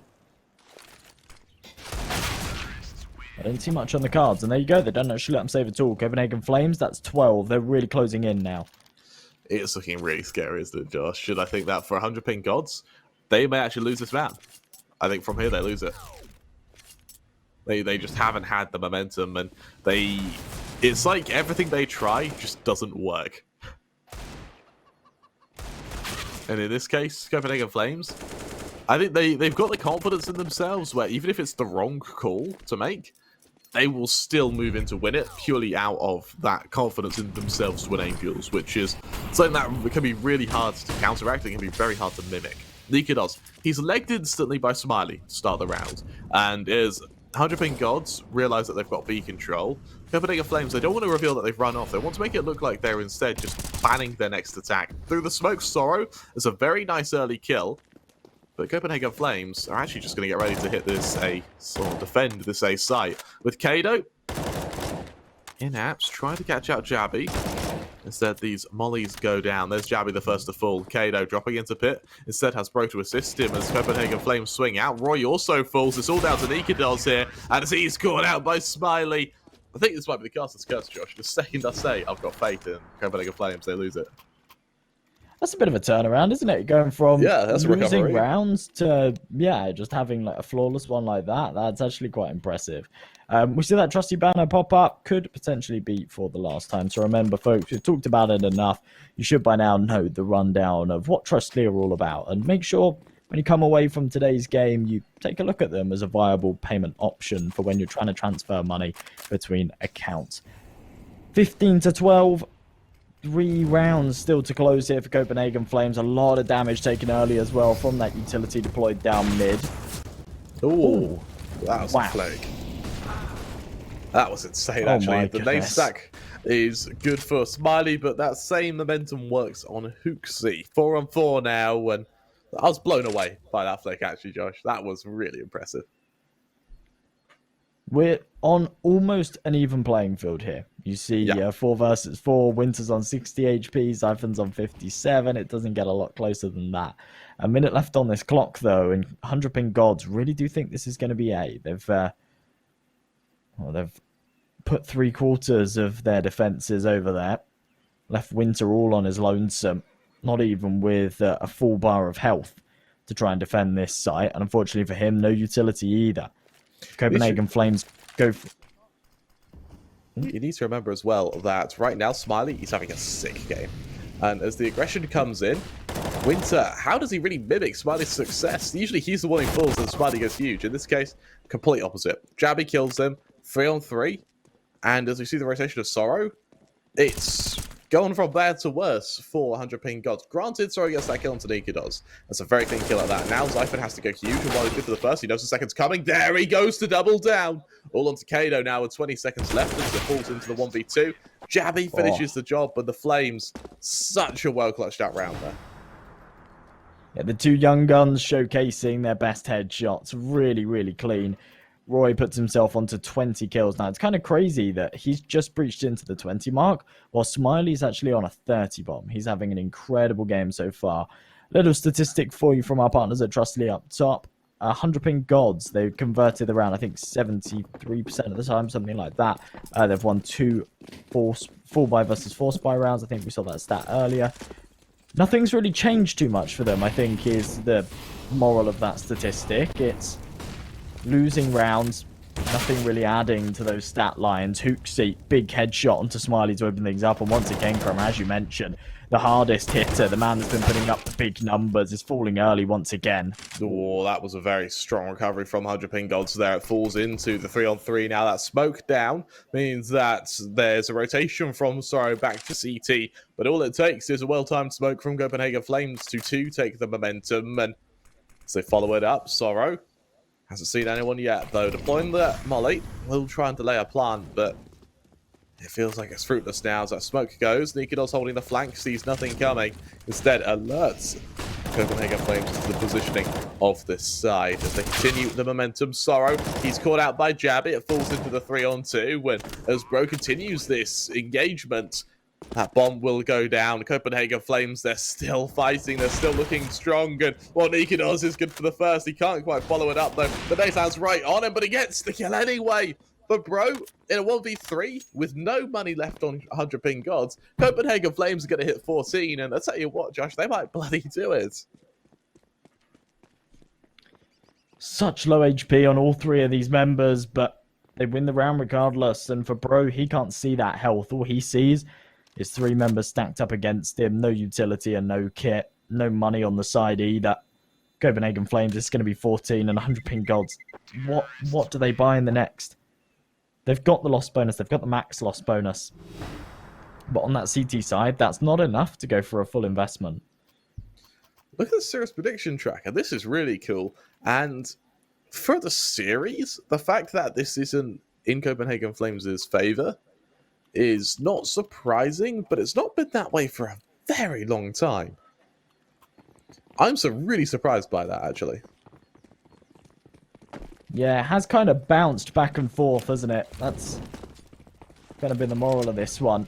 Copenhagen Flames were by far and away the favourites, and then as soon as we saw 100PingGods really taking this map by the reins, you realise that even though they might not then become the favourites, those odds really, really do start to close up. So now we're at 15-14. There's a good chance Copenhagen Flames take us to overtime. Those odds once again go out the window.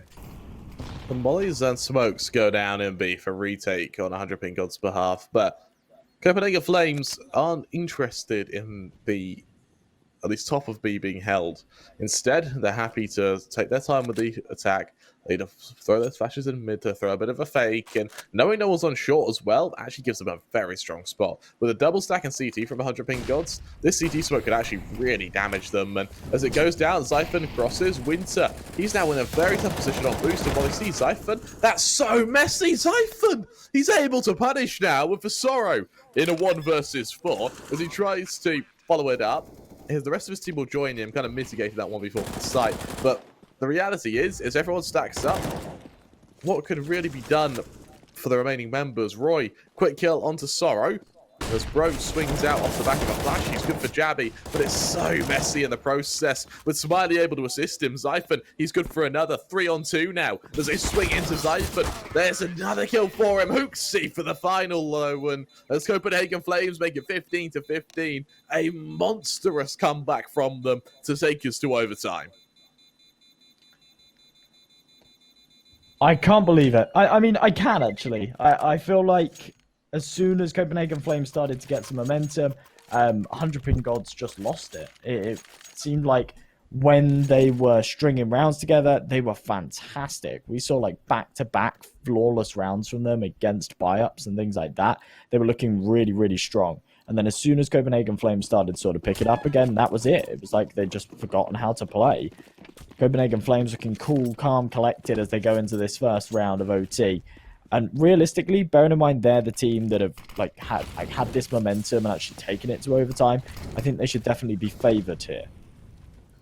No, you're absolutely right. And as we see this follow up, the engagement, it will come through here. And now that there's util out on pretty much every member, and now there's weapons on every member, I would argue Copenhagen Flames are actually going to be stronger, because that's where their strength came from. It came from their ability to have players at all times set up with AWPs, set up with util, and once they have that, it's very hard to break them. And for Sorrow, as he sees the first member cross, they can't shoot that player just yet. Instead, he continues to pivot down in CT. He tries to peek out. Well, he hasn't done so yet. Zyphon prepares this follow-up, and damage being done. Execution comes down. Sorrow alone to defend here. And as those mollies get thrown, AWP in hand, he tries to peek into them. Still unable to do so yet, though. Instead, has Zyphon to follow it up with. As he sits between these smokes, he prepares an engagement, and as Zyphon delivers, that's the B site. Completely in control of Copenhagen Flames, but 100PingGods, they haven't rotated. that was a really wise decision from 100PingGods there. And now we see the Exodus, and now we see them rotate just as there's about 15 seconds left. And that was so smart on their part. Smiley, he is going to have a hard time fighting this Jabby. He gets Kano on the flank. There's the swing. There's the run boost allowing the AK to shut down the AWP. It's all on to Winter. He's caught out there. And for Copenhagen Flames, that was an insane round. Yeah, bearing in mind how close that round ended up coming in terms of the timer, in terms of the gunfights and whatnot, the fact that Copenhagen Flames are able to take it without taking any casualties is actually incredible. That came right down to the wire. I thought it was going to be messy, and I wasn't sure which way it was going to go, but I certainly thought that there would be more blood drawn on the Danish side, and there just wasn't. Copenhagen Flames converting the first kill into around 11 out of 15 times, so 73%. To be honest, that's fairly standard nowadays. I mean, it's definitely on like the top end of what you'd expect. Yeah.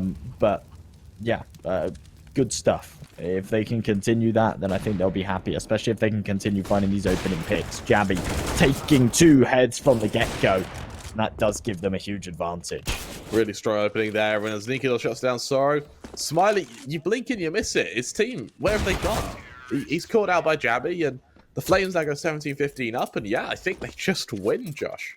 This is really looking scary for 100PingGods, and all that momentum they had when they went a good 15-7 up, it's gone.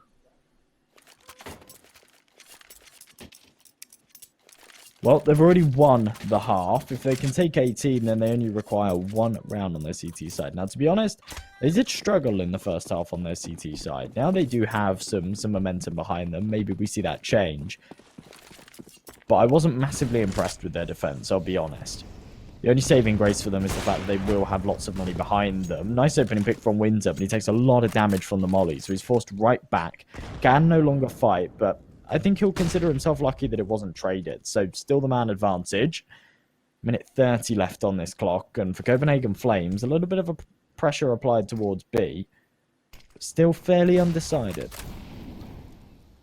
We get ready for a follow-up from this side, and with still no kill yet, it's a matter of time before the follow-up happens, and Nikidos, he'll be ready to try and take down the B lurkers, while the rest of his team go for top mid control, but as Jabby is able to get out to long, Roy is going to deploy that smoke to try and keep Bro out of position, and as they do so, Jabby might be able to flank into CT here, especially if he can get this kill onto Bro, but luckily for Bro, that molly, well timed, means he might even peek out from the side of it. Jabby fully flashed there by Kado. Really well played on 100PingGods there to stop the A attack. And as they realized it was planned to be a flank to B, Winter there as they dump their util. He's volleyed out of position down to just 6 HP now. And as he sits at new box with Sorrow, he gets that first kill. He tries to follow it up. Hooksy to trade. Bro through the smoke able to assist them, leaving Nikidos in the 1v4. He sees the first member, but he doesn't react, leading to his death and giving them a very, very strong position of Copenhagen Flames. 17-16 they lead. 100PingGods, they keep themselves in it though in winning that round and making the half look relatively close. I actually really like the way 100PingGods play that final scenario as well. You can see them not taking the bait at all. Copenhagen Flames are bouncing between the sites. They're making a lot of noise, deploying a lot of utility, really hoping that Copenhagen Flames would go for a rotation and that they'd be able to catch them off guard. But that wasn't the case at all. Copenhagen Flames just held true to their angles, didn't fall for the bait whatsoever. And yeah, they're now in a better position than they would have been. 17-16. They've still got to try and pull this back. It's still not going to be an easy ride. But they have got a chance here. Winter taking a lot of nade damage early, though, and Sorrow taking a fair bit, too. 5 on 5, and as these mollies go down, Copenhagen Flames, they try to follow it up for now. With no kill yet, Zyphon sits on first oranges. That smoke in his hand, Molly there to assist him. As he gets ready to go off. That's right onto 100PingGods now. Kado sees him coming. Takes a bit of damage though. When as Copenhagen Flames seem to have read this ult pretty well. They rotate just a single ban, meaning they have something to wield. And more importantly, with the 2 players left on A, it's aggression from Jabby, meaning they have the early warning system in place. As they continue to follow up, we see them peek into these members. They slowly shift up short here. With Hooksy and Library.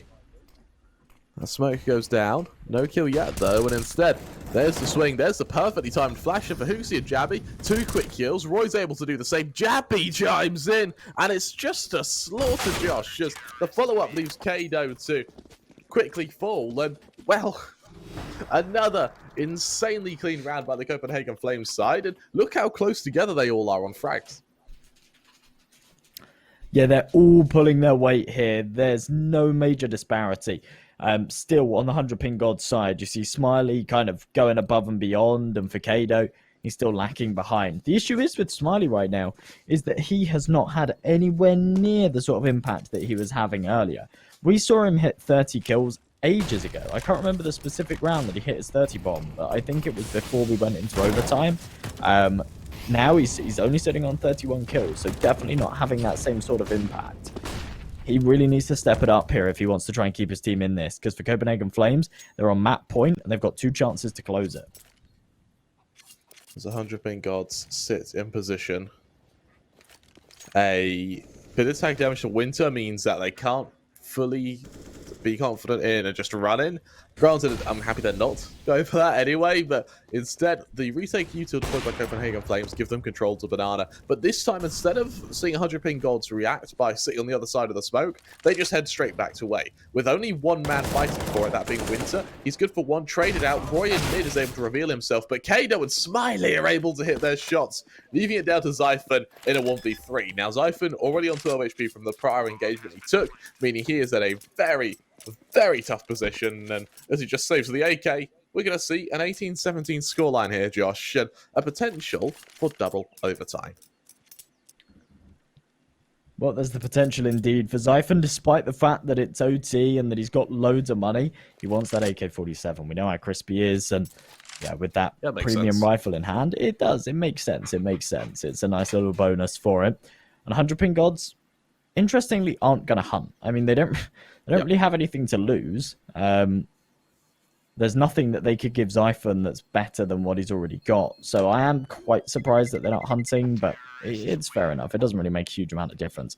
18-17, 100PingGods playing for overtime or bust right now. If they lose this next round, then they have to go into Nuke, a map down. And at that point, I see this one going 2-0. Oh my goodness. Yeah, that is a big drop. That's like a cliff edge.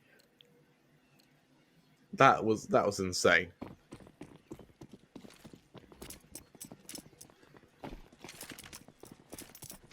And for 100PingGods, let's see what can be done, really, as I'm interested to see if they can take this to double OT.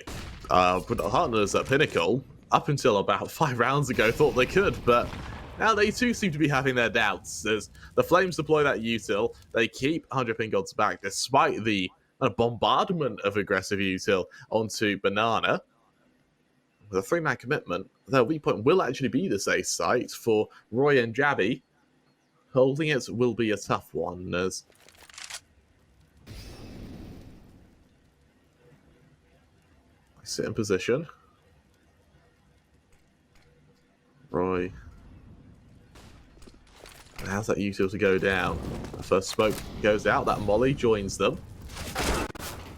And as Roy gets the first kill, it'll turn his attention back to Long now, baiting them into the Apps player. And as Sorrow swings out, he too's going to be tagged down. It's Jabby to get the first, though. With Royal to the second, the 2-man defense is working perfectly. Bro continues to take damage now. And as the flank comes in, Winter reveals, but Jabby's Eagle's good for 1. Winter's left in the 1v4. Jabby's able to deliver. And Copenhagen Flames with a massive comeback to go 14-7 down, to take it to overtime, and to then take the victory. An insane performance from them there. And as they take a victory in 100PingGods map pick of Inferno, when they move on to Nuke, they're going to be feeling pretty damn good about themselves. Ladies and gentlemen, we're going to go to a quick 5-10 minute break. When we return, the action will continue. Don't go anywhere.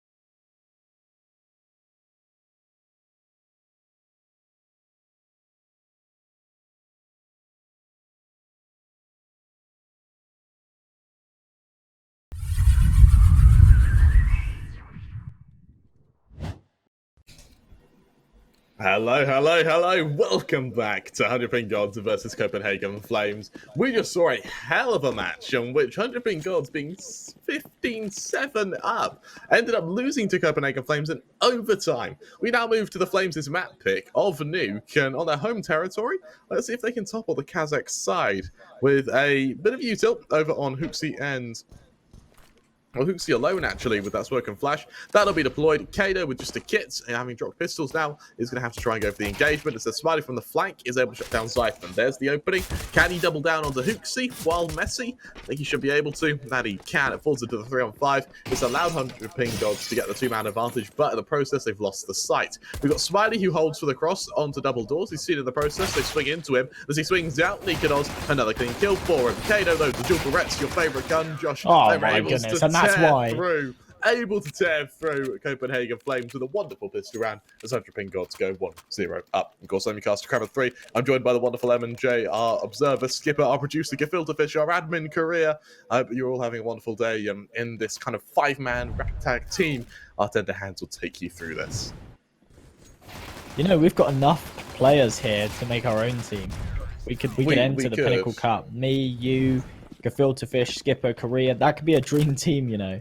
I feel like the only person here who's any good at this game, though, is Gefilte Fish, and he plays Dota. Oh, yeah. We'd lose. So we would definitely lose. Really struggle. We would struggle, but I think it'd be good fun. However, we saw those odds pop up from our partners at Pinnacle before, right? They were super one-sided in the favor of Copenhagen Flames. And that's not based on their confidence in 100PingGods' ability to win Ancient. That's based on the confidence of them to win Nuke. Yeah, they know that if there's some kind of chance that 100PingGods can take Nuke, then Ancient's an even playing field. They could certainly win that third map of Ancient. But they just think that there's no way in hell that 100PingGods are going to be able to take this Nuke map. Historically, they're just really not a good side on it. And Copenhagen Flames showing that off to us, actually winning this round just with the pistols.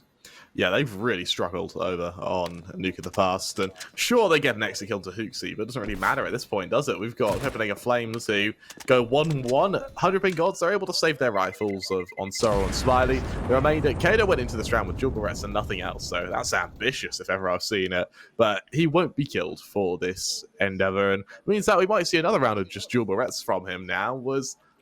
We look at the partners, our partners at Pinnacle, as you mentioned, really one-sided here. And I think for Copenhagen Flames, this should be a fairly quick map. Not to jinx it. Not to jinx it, yeah, I mean, fair enough. We go into this third round, both sides have got somewhat of an investment. Copenhagen Flames, I think, slightly better on their side. They won that last round, of course. 100PingGods are just kind of playing with what they managed to save, plus a little bit of an investment around it. Kado, interestingly, doesn't actually buy much around his jewelries.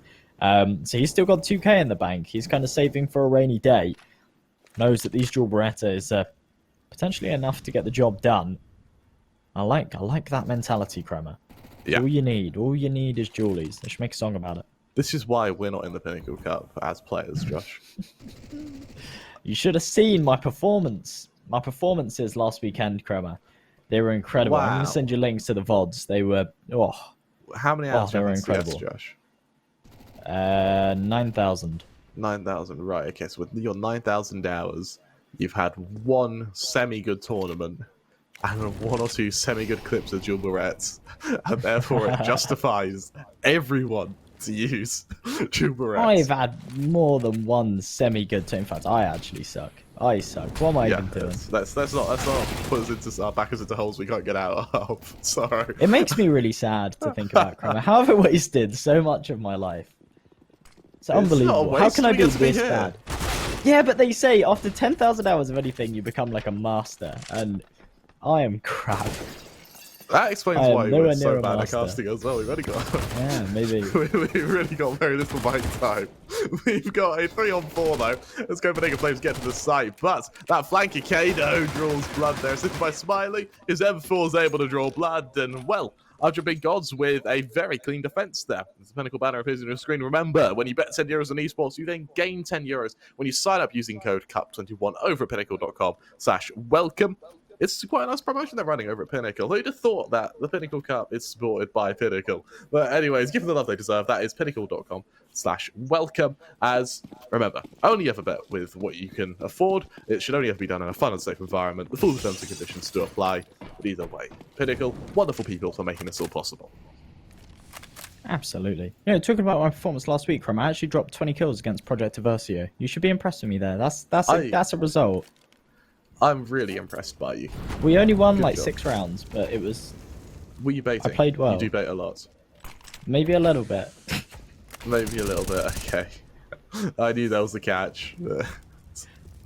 Sorrow. That's quite a nice opening from Sorrow there. Zyphon falls, goes into a 5-on-4. By some miracle, we have another 1 HP member on Bro. And I was talking about this with Ted. You know, Ted, a man who knows CS a hell of a lot more than we do. And he, too, can't piece together 2 weapons that could do enough damage, or combinations that you see commonly to hit someone to 1 HP. Yeah, see, there you go. Yeah, I'm pretty sure it has to be a well-placed nade. Maybe it's just common for a nade to be X amount of feet away from someone. I mean, that seems completely insane. But yeah, we do see players on 1 HP way too often. Bro here, he's actually been sitting on a single point of health almost this entire round, and he's still not taking any hits. Finally, Nuke finishes him off. But we actually saw Roy take a duel with him with the Tech 9. He almost drew a silhouette around him. Didn't manage to connect a shot before falling. Nikados down to 17 points of health as he was actually dinked by that MP9 before he found the fatal blow. This hasn't been going too well for Copenhagen Flames. Since round number 2, they've really been struggling.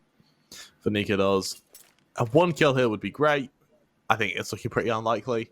And as he swings out from double door, it will be to his death, but at least he can get the round over and done with. So he can move to the eco, get that over and done with as well, move to their full investment, and then they can worry about how they're going to topple 100PingGods. However, with this sort of hybrid buying constantly kind of manner that they've been going in, it means that we're going to see a 4-1 lead for 100PingGods before we see an actual investment come out from Copenhagen Flames. And that is going to start weighing on their psyche.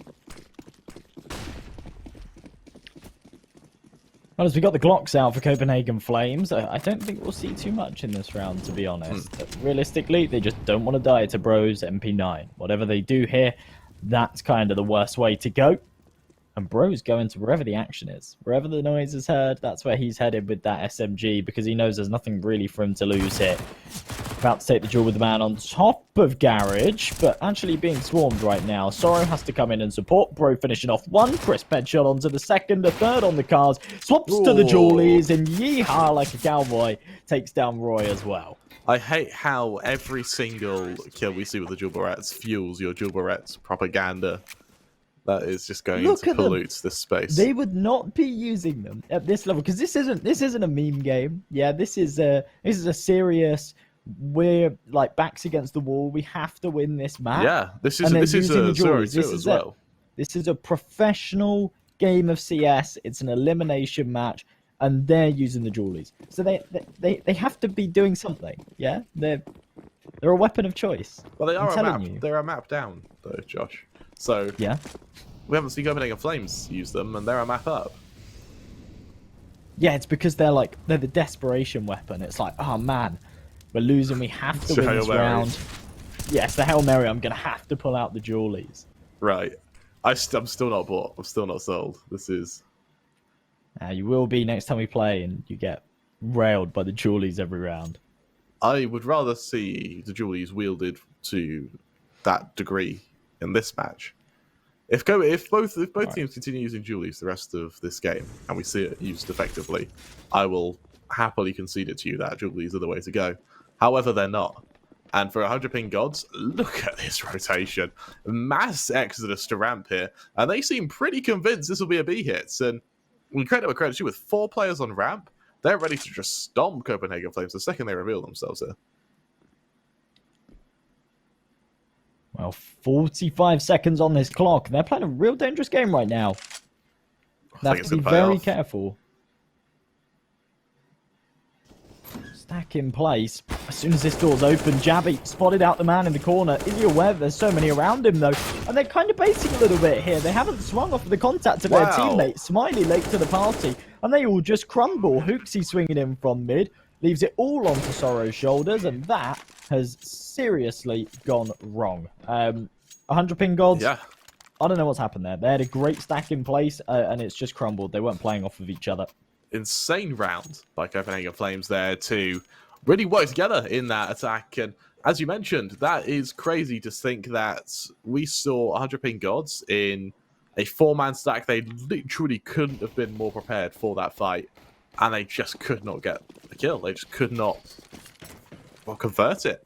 And for the Flames, now as they force 100PingGods to invest not fully down to 0, but a lot of their players are going to be hit fairly heavy in the wallet. We've got Zyphon, who sees the ramp progression, instant kill to Smiley. We've got now players who are kind of hiding in the forward angle, that being Bro. Will Roy spot him? No, he won't, but in the process, Roy will get that bomb to ramp. So for now, Bro, that kills Nuke gives them the advantage. That AWP taken out. Winter gives them the man advantage. And now as Kado deploys that util, he tries to keep Jabby back. He does just that, though, when as we now fall into this 4-on-2, 100PingGods looking to convert here. Well, they've got this man advantage.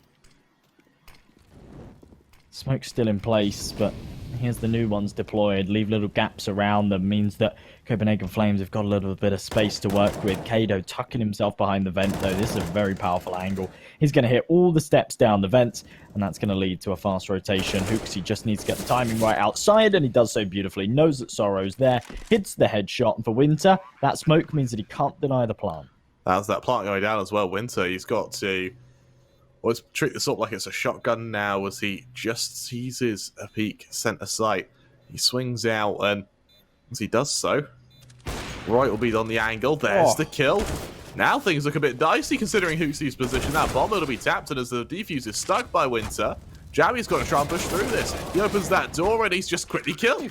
100PingGods, another very clean retake there, and I think that was a bit of a misplay from Copenhagen Flames, to be honest. And the Pinnacle banner appears on your screen. Remember, when you bet €10, you gain €10 when you sign up using code CUP21 at pinnacle.com/welcome. Remember, though, it has to be on Esports, so it has to be €10 on Esports in order to get that €10 back.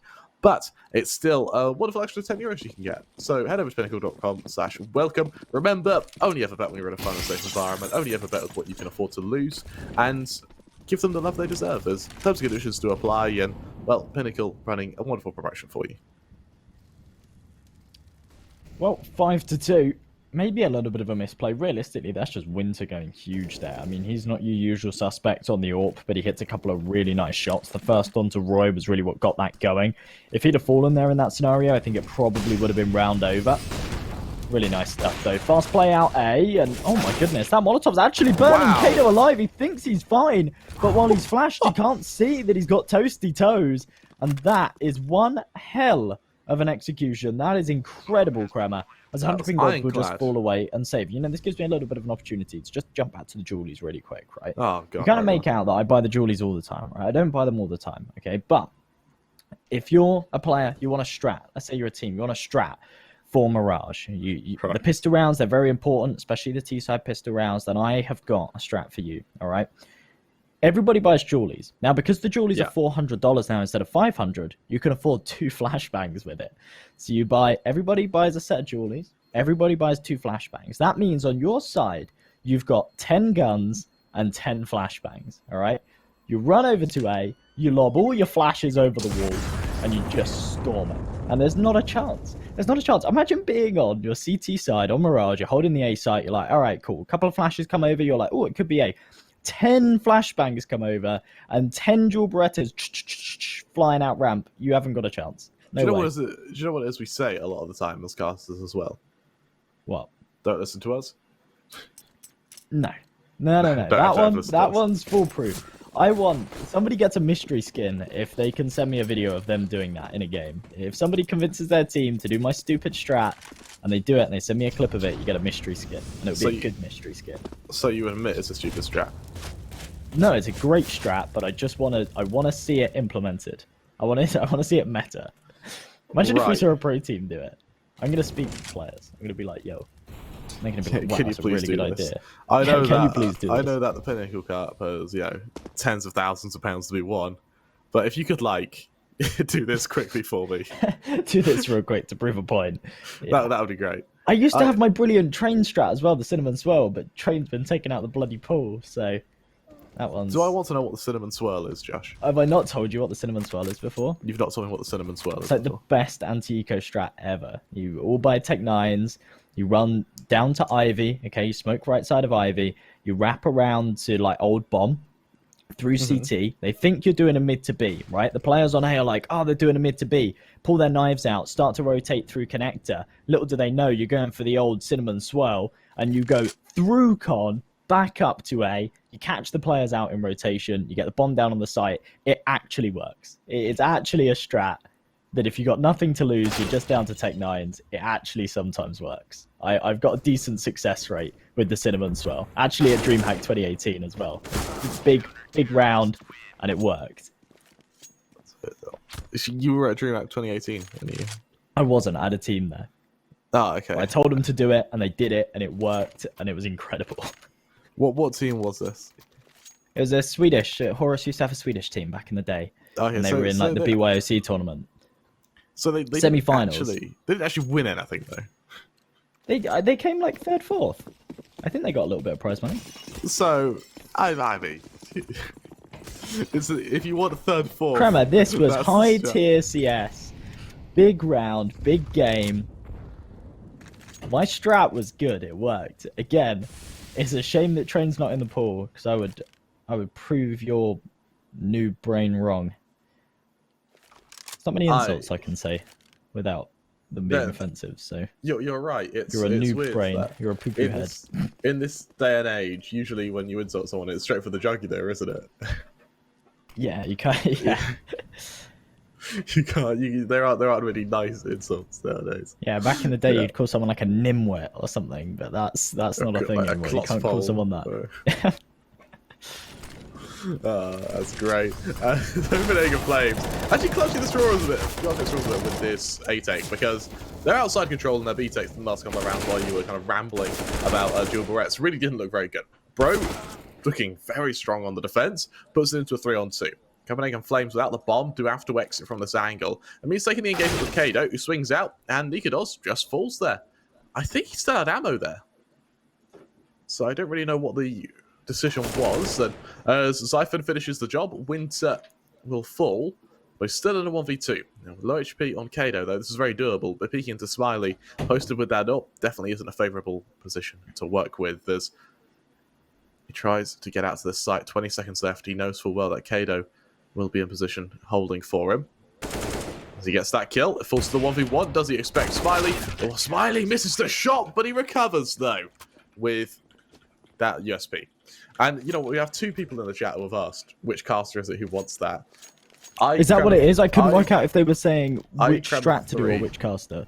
I, Kremer 3, absolutely do not want this to happen. Please don't humour M&J by doing this. I, at M&J Casts, do definitely want this to happen. And yeah, see, two people are going to go do it, Kremer. And at the end of the day, I'm going to show you two happy fans or happy viewers, maybe not fans. 40 elo. We don't have those. No, that have won their game, and they're going to be like, "Thanks, M&J," and I'm going to show you these videos. I'm going to make a little compilation. You're corrupting the minds of the CS fan base at the moment. I hope you know that. I'm changing the meta. This is what the greats do. In the future, people are going to remember this day, the meta change, the day that everyone started buying jewelries and flashbangs and pissed around. On the day CS died. And the day that Valve had no choice but to bring Train back for the cinnamon swirl. Considering how Valve literally never react to anything anyone says, I really doubt they'll bring back the cinnamon swirl. But why am I even humouring this? This is a stupid strat. It won't work. Jabby, he's able to respond on to Kado, but it's still a tough spot for Copenhagen Flames. So Nikados and Jabby left in the 2-on-3. Jabby only spit a noise trying to deter them away from Nikados, but he's continuing to miss shots with his Eagle. He's finished off by Winter. Sorrow chimes in for the last. It's a secure victory for 100PingGods. The question now is, victory to what extent? As Copenhagen Flames are left with a... I mean, they can just force, should they want to, but it's really not a pretty sight. And as the Pinnacle banner appears on your screen, remember, It's bet €10, gain €10. And you sign up using code CUP21 at pinnacle.com/welcome. Remember that you have to bet on esports in order for this to happen. It has to be on esports. Also remember to only ever bet with what you can afford to lose, only ever bet in a fun and safe environment, and go give Pinnacle the love they deserve. Full terms and conditions do apply. And for Copenhagen Flames, with this Deagle buy coming out, let's see if they can do a bit of damage to 100PingGods, who at the moment don't have much money at all. Oh, sorry. That was cheeky. Jabby finally trades it, but not after 3 of his teammates had already fallen. That's a really nice start from Sorrow outside.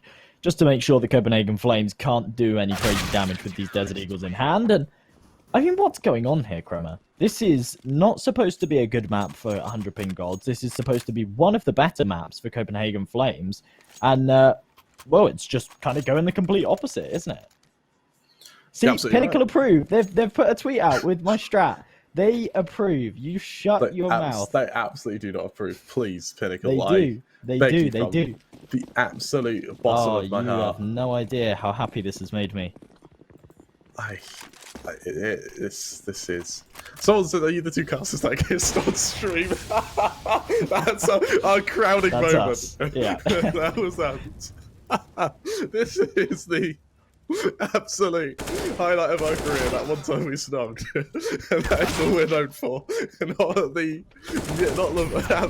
literally casting almost every day for about 6 months straight. No, it's that one time we kissed. That actually makes me laugh quite a lot. That's what we're known for. Yeah, that is. Well, I mean, there you go. It's not the worst thing to be known for. There's worse things out there. There definitely is worse things to be known for. Copenhagen Flames are having a pretty bad map, let's be honest. This is actually looking really bad for them. It's not that 100PingGods are winning, it's they're winning convincingly. Look at the kills on Copenhagen Flames. I think the top player's only got 6. Like, they are really struggling at the moment. And for 100PingGods, this is really where things start to get very dicey for their opponents, because 100PG just happy to rinse and repeat. Sorry he may fall, sure, and while players are falling in these rounds, yeah, they're already 10-3 up. Roy's able to trade onto Kado, though, as he opens up onto Typhon. And for the first time in a while, we see a relatively even round for Chappie and Hook C. And nowhere they make it a 4th, as the Tech 9 seem to have the success that, well, for some reason, AKs couldn't repeat. But for 100PingGods, it's straight back to another investment. And for Copenhagen Flames, I don't really see the repeatability in that. Sometimes when things aren't going your way, there's a lot to be said for just buying some Tech 9s, buying some flashbang, and bursting into the A side. Whilst initially it wasn't looking massively successful, they traded into a 3-on-3. Hooksy and Jabby just ran away with it at the end. A couple of really crisp shots to finish. And, well, here we go. Round number 15 underway. Copenhagen Flames playing for 5. And, you know, 100PingGods have actually got a 100% conversion rate after finding their opening kills. So if they want to keep that one alive, and they need to win this round as Sorrow has opened up the doors. Well, Sorrow and Smiley, those are 2 very quick kills, so if you can all down to Roy and Nikados. And while Roy hits a very nice kill, assisted by Nikados, a exit to B is looking very likely.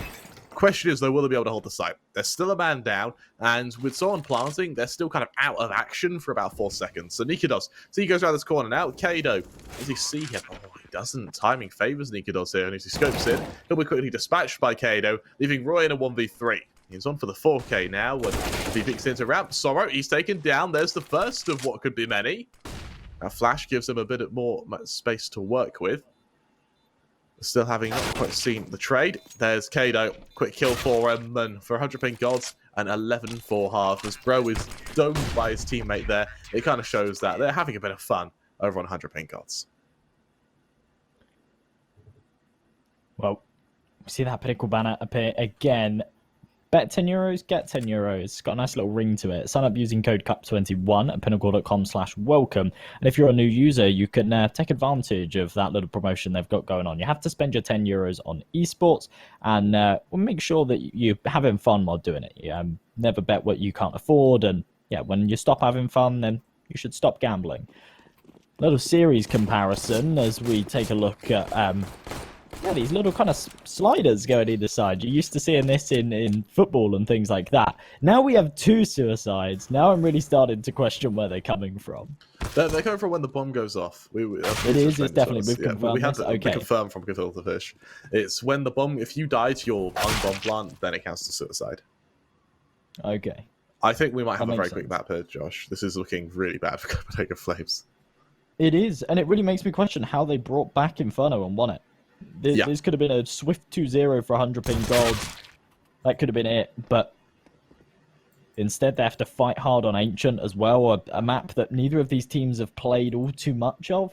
I think 100PingGods have played it like 3 times or something, and bearing in mind, like, you say in the last 3 months, but the map hasn't even been out 3 months, so we're talking like they've played it 3 times ever in a competitive setting. It's going to be a tough one, but they have had quite a lot of success in the few times that they have played it, so we'll have to see. Someone's asked, was the dual barrette strat buying 2 Julies, buying Julies, 2 flashes each, and rushing ramp? He wants to, quote unquote, make sure the clip is perfect.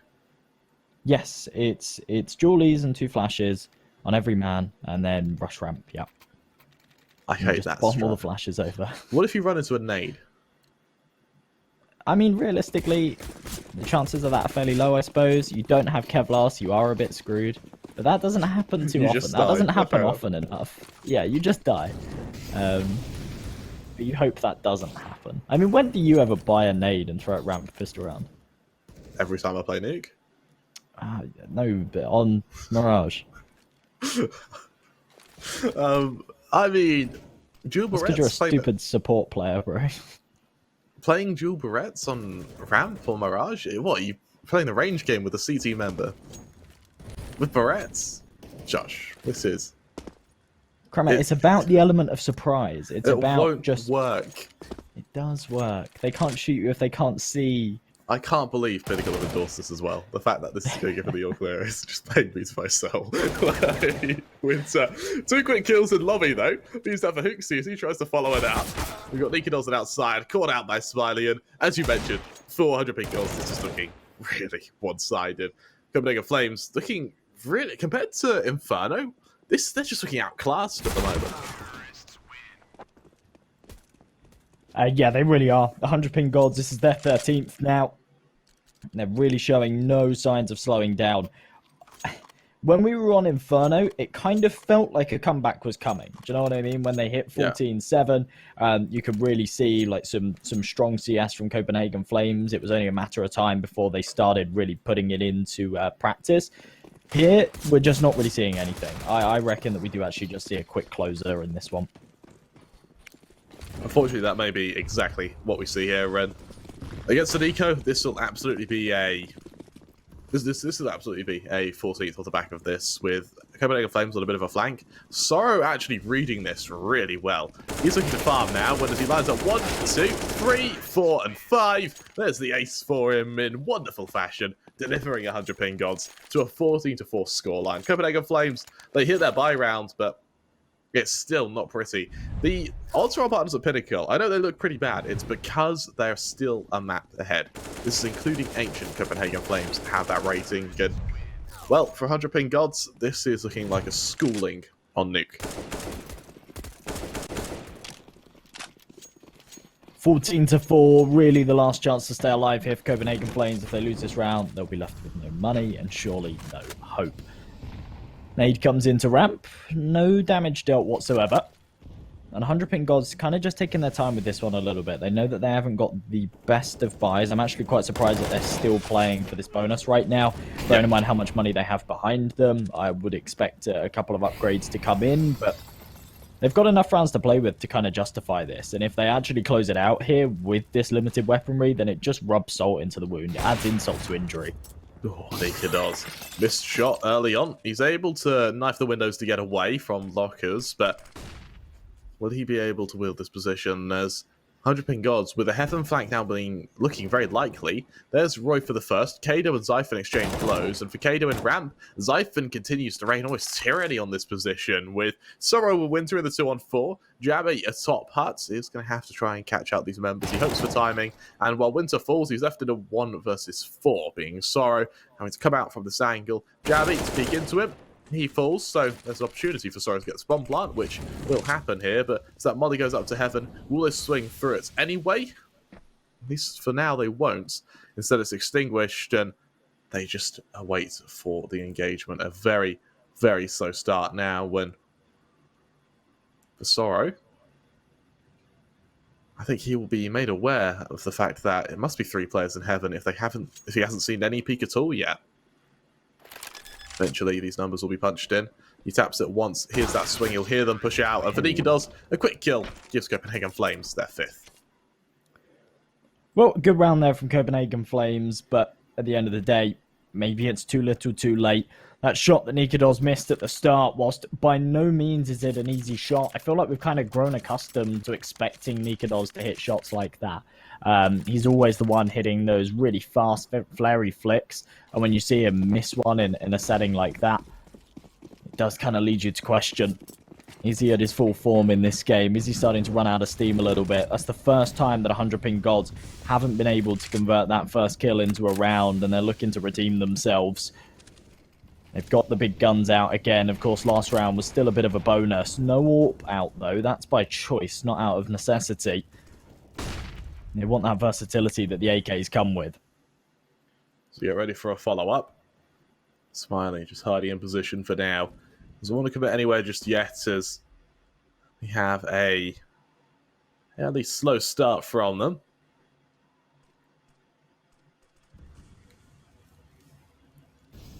And on the jump spot, no kill yet though. Instead, as follow-up goes through. Hooksy just hiding in place.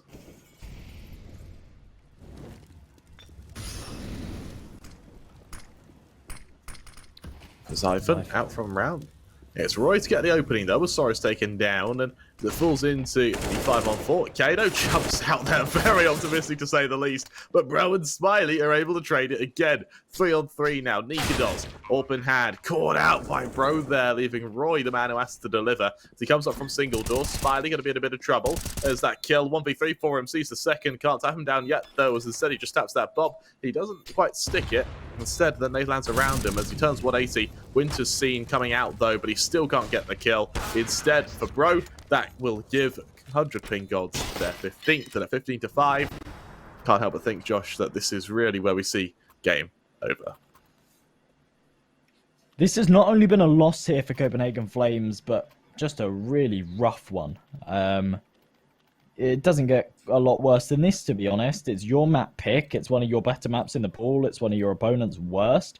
To come in and not even be able to take more than 5 rounds is just disappointing. It really is for Copenhagen Flames here. They're going to have to seriously kind of reset before going into Ancient if they want a good shot at this series. Because remember, this is an elimination matchup. They really do need to win this one to stay alive here in the Pinnacle Cup II. And, well, it looks like Hooksy wants to. 2 quick kills with the Desert Eagle. But as the rifles are spamming in on his location, he'll eventually be traded. And we go back into a 2-on-2. With Zyphon able to deliver there, Copenhagen Flames with 6. We saw a comeback on Inferno. Just see what's happening now, Josh. No. Yeah, I would have been surprised if you'd said yes, if I'm honest with you. This is really a... I can't really see what can be done in the follow-up from here. And for the remaining members of this side of the Copenhagen Flames, I think it is just a matter of time before they're kind of quickly dispatched as 100PingGods. All they need to do is get lucky once. Yeah, exactly. That's kind of the issue, isn't it? 9 consecutive rounds. When you've got a little bit of a margin for error, then it's possible, but when as soon as your opponent win a round, that's it, it's game over, it's just not really possible. It becomes very, very difficult. Zyphon does open things up with a nice kill with that Org. I mean, it's a similar situation to what we saw on Inferno. It was 14-7 and they recovered it. So there is still a chance, but I really don't know how repeatable a comeback like that is. If it happens again, then there's definitely an indication to us right here that 100PingGods do struggle closing out maps. And to be honest, I'm already seeing that coming through. As soon as they hit that 15 mark, that pressure then starts to mount. And they do seem to struggle to finish things off. But surely they win at least one of the next days. 1%. is the odds here. Wow. Do you see it happening, Josh? No, I still don't see it happening. This could be that one time. It could be. Yeah, imagine if this is that one time. It would be insane. It would be insane. But as I said, I just don't see it happening. Well, Jabby, it's an opening against the Nico. It's going to look a bit nicer as Jabby makes it 3. The bomb planter, I think he will just get the plants. I think, can he cancel it? No, he can't. So the bomb goes down. Copenhagen Flames make it 8. You know what, Josh? This really could happen. Oh, you cast a curse in it. You're jinxing it. They're going to lose next round. I'm telling you. Maybe that was the cast of curse. You saying they're going to win next round? Maybe. You can't outpredict these curses, man. And with that Pinnacle banner appearing on your screen, remember, when you bet €10, you then gain €10 when betting on Esports. Of course, that is over at pinnacle.com/welcome. You need to sign up using code CUP21. Remember, those only ever bet with what you can afford to lose, only ever bet in a fun and safe environment, and go give Pinnacle the love they deserve. Of course, that's CUP21. When you bet €10, you then gain €10. For now, on outside, it's going to be a very big swarm onto these members of Copenhagen Flames. Kato for the first. Roy can trade. He switches to the AK before Sorrow's able to follow it up, putting it into the 3-on-4. These remaining members, it's a tough spot for them to get out of, as they wait to see what they can do now, as Jabby leaves them in a 3-on-3. With the bomb still on the back of Sorrow. Copenhagen Flames still don't know where the attack will come from. And over on B, Zyphon, that clean kill gives a opening for Copenhagen Flames, but at the same time, it alerts 100PingGods to the fact that Ramp currently isn't being watched as Jabby goes up to heaven. Timing will favour him as both Sorrow and Smiley start to converge on that position. One of them gives their position away, meaning Sorrow has to go huge now, but in the process, looks like Hooksy will be that first casualty now. 2-on-2, so drop down, Zyphon, the man to defend. And as he does so, he just sits on site. He's got Jabby to rotate to vents to help him. That may not even be required. As instead, by door, he's got the side who, for 100PingGods, with only 20 seconds left, they've really run down the clock a bit here. Smiley looking to come up from vents. As he does so, Sorrow, he's got to clear this angle, and whoa! Smiley turning 180, he's able to kill off Jabby. Doing it all onto Zyphon in the 1v2. Does that bomb goes down? What on earth can they do from here, Josh? Well, Zyphon has to go for this clutch. There's no saving. There's no second chances. Both of these players are low, so there's a chance. He's got a kit as well. That incendiary might be able to flush out one of these members. If it lands on Sorrow, it could even finish him off.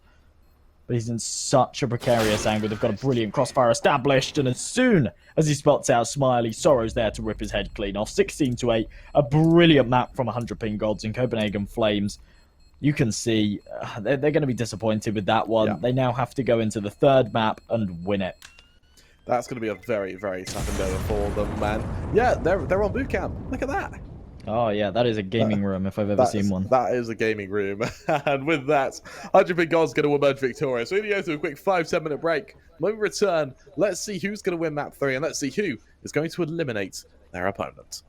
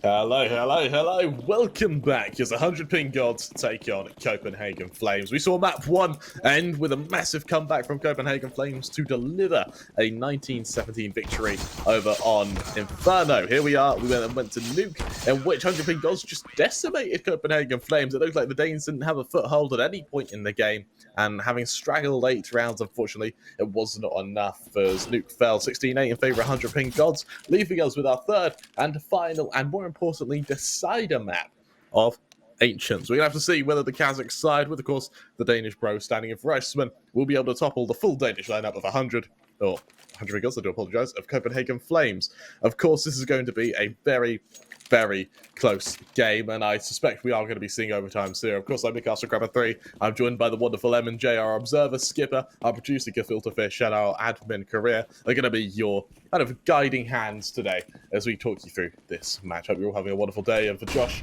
how do you feel about this one? Well, we're back onto Ancient. We saw it yesterday between Endpoint and MIBR, and it was an absolute bloodbath. And it's Kado with the Julies. Again, Jabby catching out the aggression from B. This is a super aggressive round from 100PingGods, and it seems to be working quite nicely for them. Kado with the Julies in hand, only good for the damage. No kill there onto Hooksy, and it all leaves it down to Winter's shoulders. This leaves Winter in the 1 versus 2. Hooksy on 1 shot makes this very doable for him. And with the kits relatively close to the site anyway, this retake definitely doesn't lack teeth. However, getting into this circumstance will be very tough indeed as he waits to follow up. He shifts out of main. Will he be able to see Hooksy? I don't think he did there. And well, he hears Hooksy picking up the kit. He has to try and fight Nikados. And as the swing comes out, Hooksy, despite being on 5 HP, gets the kill anyway. Copenhagen Flames, they go 1-0 up. And as they start to come out the gate swinging, let's see if they can be traded by 100PingGods. Bear in mind that Ancient, from what we've seen, Josh, is a very CT-oriented map. So with the pistol round going in favour of Copenhagen Flames, they're going to be pretty happy with this. Well, as we see the guns go out from Copenhagen Flames, there'll be some Galils, a Mac-10, an AK-47 down on Hooksy to work with. Good smoke grenade, actually. Really nice one that you can just throw on the fly there to just cut off any mid-aggression. It's only the pistols here for 100PingGods to work with, though. Whilst they've established a lot of early control with their really deep smokes, they now don't have a lot left to work with. With a slow start from this side, we have a bit of a default held from Copenhagen Flames, not really focusing on mid, more so on the A aggression, and as they are a bit slow to take it, they do eventually clear it, with forwarded positions from Bro, and I believe he's accompanied by Smiley in Candles. They hunt for an opening. Nika does as well, just going for the pre-fire on short, just trying to get as much control as he can, as Hooksy, well, the company, Roy, and what could be a take into Candles here. The crossfire in place, will it be enough to topple them? As that molly goes down, Bro's forced out, the 5-7 there to accompany him, as Hooksy is good for both there. Smiley whiffing a little bit, punished for it, gives the 2-man advantage to Copenhagen Flames, and as they try to follow it up with what we Nikados going onto the other side of the smoke with Kado to fight, Zyphon's able to catch out Winter on the rotation, leaving Sorrow miles away from his teammate and almost in an impossible position to help him. Well, Sorrow wants to do some damage here. The last thing he wants is for Copenhagen Flames to have a flawless round right now. And he also doesn't want to die into the Mac-10. He gets one of those things, I suppose, but not a whole lot more. I don't think the bomb goes down at the end, so they don't get that extra little bit of money that I think they were hoping for. But 2-0 up, they don't take any casualties in that second round, so they've got plenty of money behind them to work with. Yep. They're going to be up against a full eco here, so that's going to fill them with confidence as well and should mean more money for the bank. And yeah, this has been a really good start from Copenhagen Flames. Absolutely is, and as 100PingGods move to this eco, I like how they're still defaulting in this eco. Hooksy and mid see Smiley, and it might alarm them, and it might try to bait them into going fairly quick into Candles. Nico will sting 2 other members, though, rather than committing to the fight. He's just going to back off. He'll let the Util do the talking, and well, that nade certainly does have a lot to say, as Bro is forced into the close angle with Kado so low on HP. Over in mid, Sorrow just able to survive as Copenhagen Flames keep just grinding against this Kazakh side, just continuing to chip away at their HP. With Zyphon finding that first. They're not taking any major risks here. I kind of like this. Just chipping in, feeling around, seeing what they can kind of get away with here. Not allowing 100PingGods to push and roll all over them. NiKaDoz, that's brilliant. 2 kills found there with the MAC-10, meaning that this very much looks like it'll be another flawless round here for Copenhagen Flames. Again, it's a 2-piece for the MAC-10, so really farming some cash there. And with it being in NiKaDoz' hands as well, it means that he'll have extra money to work with into the next for an AWP investment. Now, whether they go for a bonus or whether they buy up in the next is another question, but with all 5 staying alive once again, this is a really good start from Copenhagen Flames. Look at that money starting to accumulate already. I think they go for a bonus round here. It looks like it will be. Hooksy, he's dropped that max 10. We've got that Galil over on NiKaDoz. And for 100PingGods, this buy is straight down to 0 here, Josh. And with, limited util, I think they have a little bit, but with only 2 mollies, only 3 nades. Oh, sorry, 3 mollies, 3 nades. It needs very early aggression or complete passiveness on these sites with no in between. They can't really play this sort of tentative war of attrition, which you see quite commonly here. And while Bro's good for 1 and Roy instantly to trade, leaves 100PingGods instantly with no utility to speak of. Their aggression in mid, though, is expected, and with Roy able to catch out the first, he knows there should be a second coming as well. But all this does is just embolden Copenhagen Flames to attack this A site. Well, finally, some damage taken. It's what you'd expect now that they're against the big rifles, but I think 100PingGods really need to win this round. Bearing in mind they're against a bonus like this. They're playing against Galils, the MAC-10 still in play as well. This has to be a round win for them. Nice kill there from Jabby. Gives the man advantage here to the Copenhagen Flames. That bomb working its way around to the A site as well. Sorry, pushing through this smoke. Might catch 1 off guard, but he can't do any more than that. Has to fall away. Knows that he'll meet his death if he pushes any further.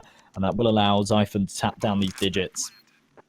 They will, and with Kato and Sorrow on the flank, let's see if they can commit to it. Kato, I don't think he's heard by Hooksy, so he does have the element of surprise. And Sorrow, he's just going to wait for the flank of Kato before he considers attacking from CT. Now, in premise, that's a great idea. The issue is, though, time is of the essence now. And because they've taken so long, it looks like Copenhagen Flames will just be convinced that a flank is coming. Well, Zyphon, he's got out by Kato. It leaves a MAC-10 in the clutching position here, which definitely is going to be a tough spot for them. That molly... that smoke, goes down, and Hooksy just spams it. He, unfortunately, is unable to hit the planter, and because of that, we'll see a quick defuse and the first round for 100PingGods. Granted, it was bonus, so it's not the end of the world for Copenhagen Flames, but it's nice to keep a clean sheet. Yeah, I mean, they've done a lot of damage there as well, so there's definitely positives to take away from that round. I'm very surprised that Hooksy's going for a MAC-10 again. This kind of seems crazy. He could go for any weapon he wants right now, and he's opting for that SMG. I mean, it could work. It could certainly work out, so we'll have to wait and see. But as they get underway with this one, the default, once again, not going for anything crazy aggressive or anything too decisive. Just playing the setup that we've seen so far. Good nade onto Roy. Doesn't actually do as much damage as I'd have expected. Bearing in mind it landed right at his feet. For Winter, he could certainly get the timing right and say aggression, but if he doesn't, he's in trouble. And there you go, Zyphon tears his head off. Really clean opening, and as the smokes go down onto the safe site, we have Jabby, who kind of poised outside A main, is going to follow it up. Some flashes go off, and as Sorrow goes and hides by the follow-up, let's see if the Flames will be able to stop them with it. As Sorrow, he kind of sits by plat now, worried of the aggression that could come onto him. He instead is in quite a passive angle, at least for now. For the most part, there's the util being thrown as a bit of a bait over on B. 100PingGods, actually, rather than reacting to it on B, they instead go for a control in mid, with Bro and Smiley just hard clearing every angle. Do they clear Donut? Instead, Roy sees them coming. He's good for the first, and that just shows presence on B once again. That may completely put 100PingGods to sleep, but the possibility an A hit's coming. However, as the smokes now land, Smiley pushes up. Roy with another clean kill on the defense, leaves it all down to Sorrow, who's instantly caught out by Jabby. An incredible take by Copenhagen Flames there, as they now go 4-1 up. It looks like it could be another flawless round here. Roy, all comes down to timing and whether he expects Kato aggressing here and not timing. Oh, still doesn't quite. He checks down just before Kato peaks. So Kato will be able to win that fight. Runs away with the AK. They are hunting for him right now, but he might be able to get away with this. There's still a lot of time on this bomb is the issue for him. So he's got a long time to stay alive here. And Copenhagen Flames haven't got a lot to lose, to be honest. They're going to be on a rough buy in the next as well. 100PingGods, like, after winning the round prior, they're not even going to have that max loss bonus anymore to work with. So Kato having an AK realistically shouldn't make a great deal of difference. Hooksy has found him, though, and finishes him off. Brilliant stuff. About 4-1, 100PingGods. Still having to consider what really to work, as usually when you see kind of 5-6 rounds in, that's when your CT side starts adapting. It starts kind of tailoring itself to a defense here. But for now, we just haven't seen that. Instead, we have Copenhagen Flames, who have done 3 or 4 strategies, none of which have any kind of reminiscence of one another, and have left the Kazakh side guessing. And as they move on to pistols, Copenhagen Flames, they don't show a strat. It's straight into a default. It's straight into a hunt for the pistols. And once they go 5-1 up, 5 rounds in the T side of Ancient is insanely strong. We saw in our endpoint game, literally 2 days ago, I think it was 2 12-3s. Yeah, I mean, I wouldn't necessarily say that this map's inherently CT-sided, but from the games we've seen so far, it seems to be. Smiley, 2 nice headshots with a 5-7, but himself and his teammates fall around him, and it looks like it is going to be another Copenhagen Flames round. Winter, nice kill with the Deagle onto Zyphon, who was low on health, and with Nikodos on half HP, there's definitely a chance here for him to make something happen. That was actually Hooksy's first death this game so far as well, which, bear in mind, we're in round number 6, is pretty crazy. Winter swapping out to the AK, wrapping around the back lines. He's a very dangerous man right now if his position isn't anticipated, but Jabby still holding, still waiting for aggression. He is ready for this, but so's Winter. 1v1, very, very winnable now. And the pressure is definitely on Copenhagen Flames right now. They have to go and retrieve that bomb. Oh, Nikodos, having not seen that attack either. Now when Winter just turns back, Nikodos is in a lot of trouble. As Winter holds the angle, Nikodos retrieves that bomb. We didn't even expect Winter to be there. There's 1v2 for Winter, and that was actually quite a misplay on Copenhagen Flames' part there.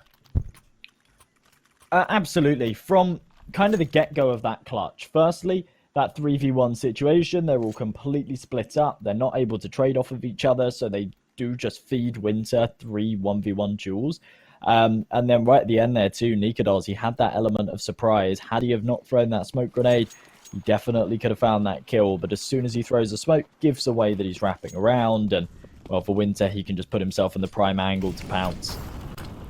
That he can. We get ready for a follow-up, and with Util being deployed, it does kind of deter 100PingGods, at least for now. Roy, once again, this defense of this whole back line has been so strong because Roy has just been on fire recently. Now into the 5-on-3, we've got Zorro, who just above Roy is going to try and follow it up.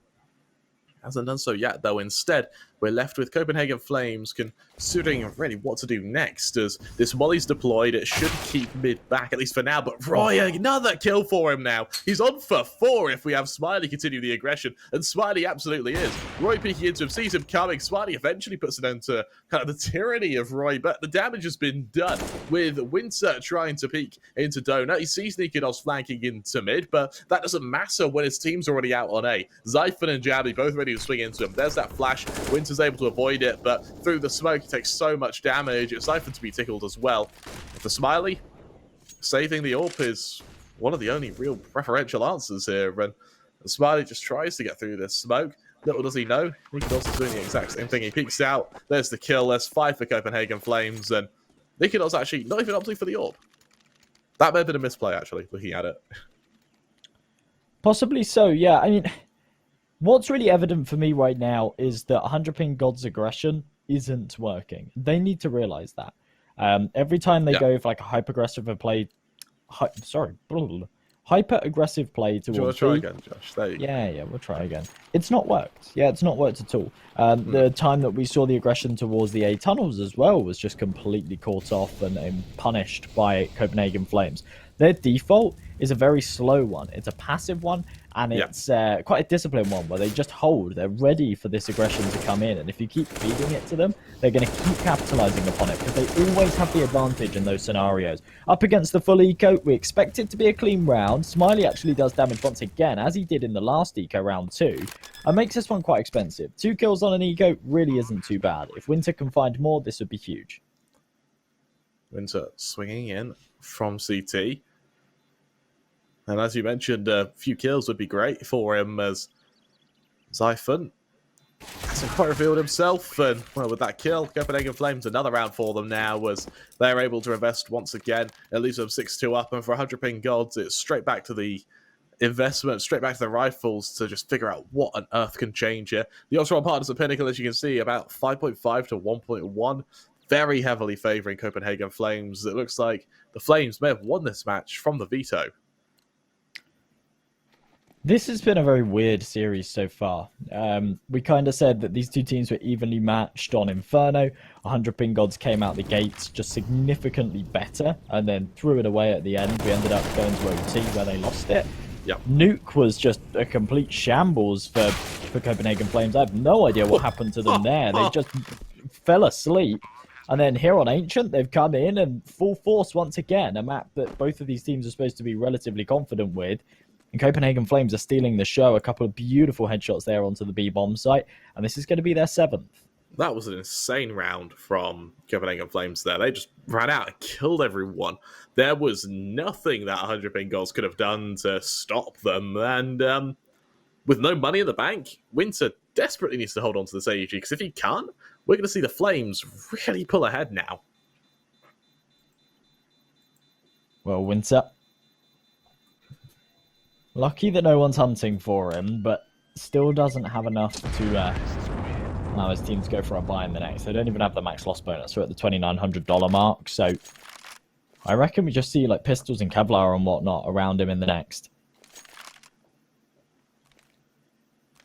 It's an idea, isn't it, for them? But at 7-2, what really can be done here is I really rate this side of Copenhagen Flames actually on their T side. Roy has been instrumental in their success by just being in the back line, continuing to ruin the day of any 100PingGods members who try aggression. Of course, what beats this hold is aggression. Nikudos instantly with another opening. Smiley to full. It's not the AUG, but the fact that in premise it's just insane. With Sorrow falling as well. Kado taken down. And once again, 100PingGods just unable to play their match. They're just being absolutely rolled right now. Copenhagen Flames, this will be their 8th. For 100PingGods, okay, they'll have money to buy into the next. We will see another full investment, but to be honest, their full buy rounds haven't really brought much success either.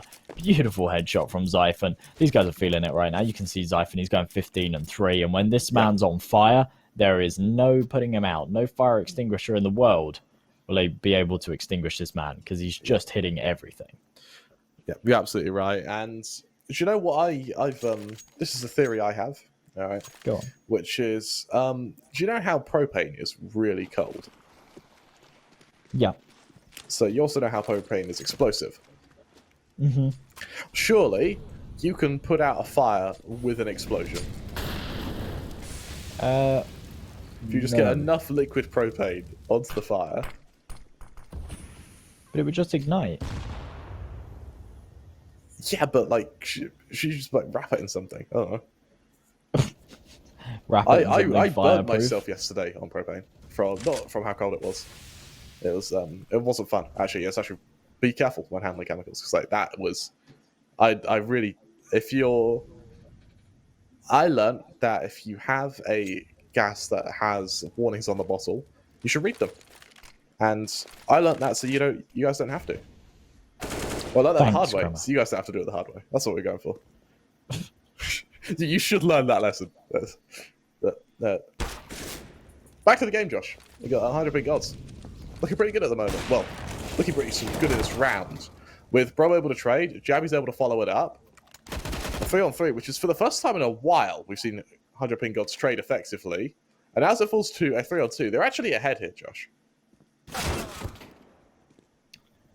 Kado.